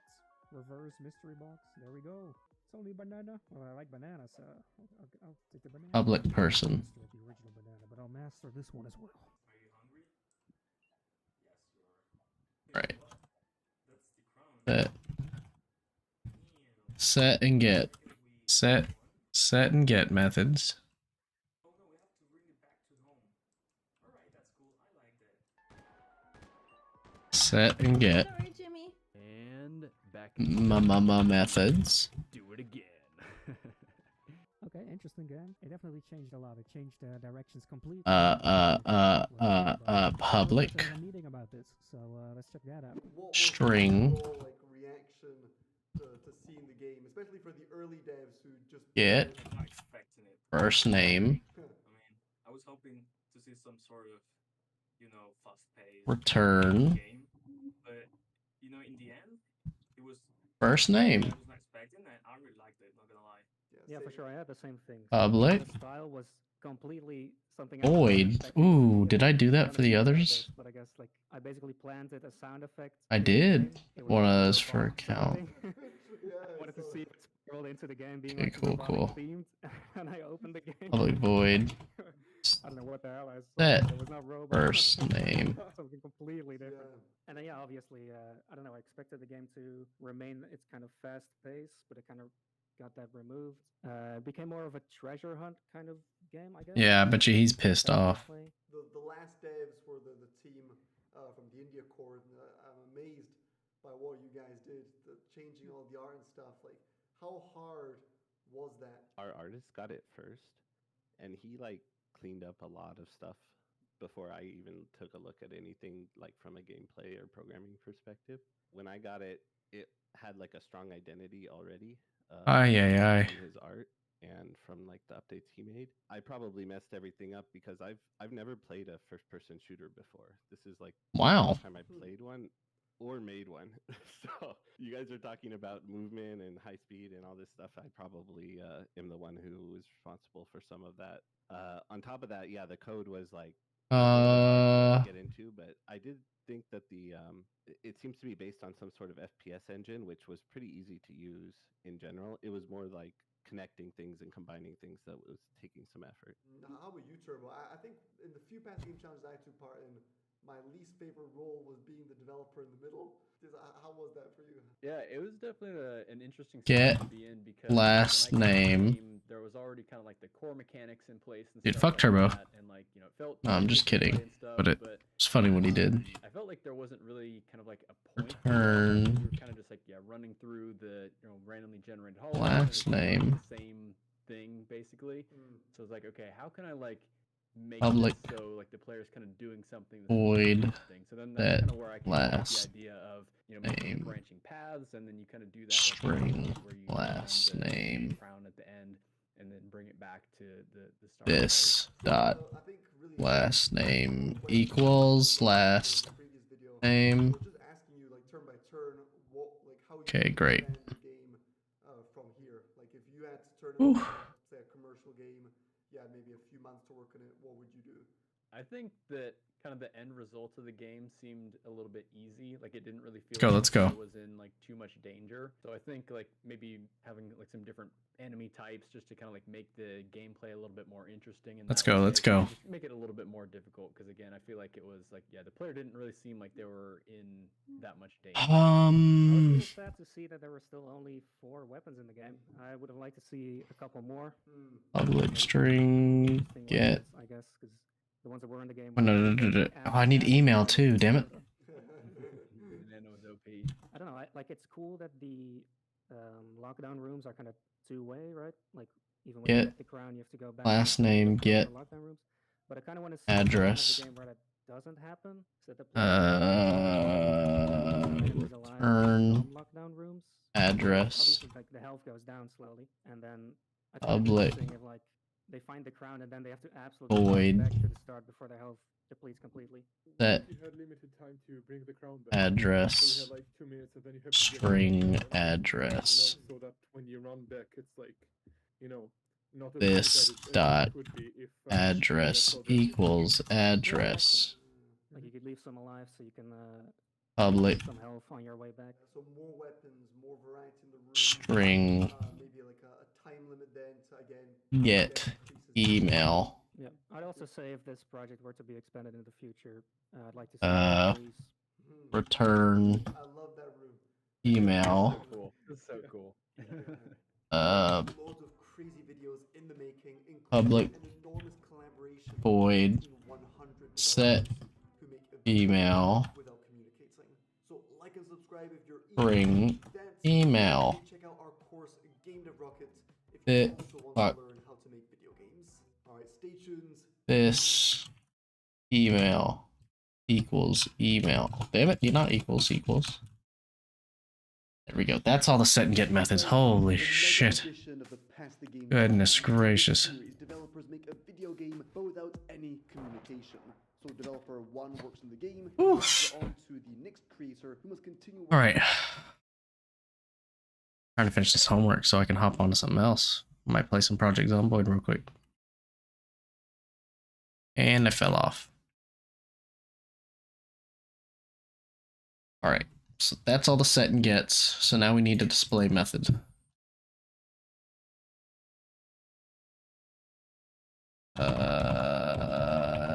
Display method public static. Or no. What would it be? Public void. So it'd be void. So, and that's not public void. Display. And what is this method gonna do for us? This method is going to system.out.println. Oh, fuck. Address. No, what's the first thing? And not print. We need print line. Print line. All right, first name, last name, email, address. First name. God. First name.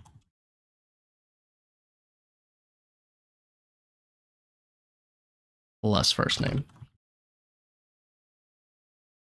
Oh, fudge sickles. Okay. First name.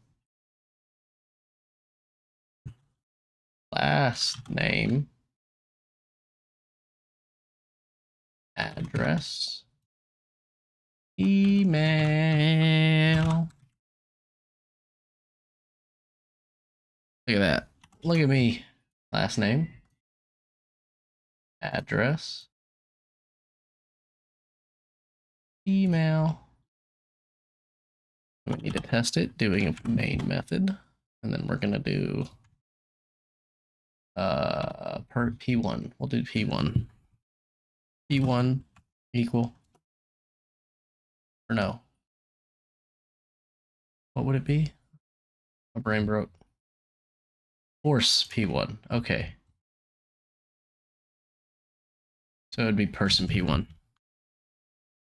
I know it's amazing content. Everybody watching something, you know.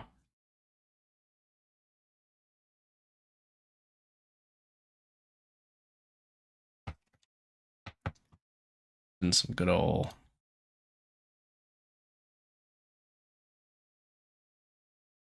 Whew. Alright, I'm probably gonna take a break from streaming. I'm tired, actually.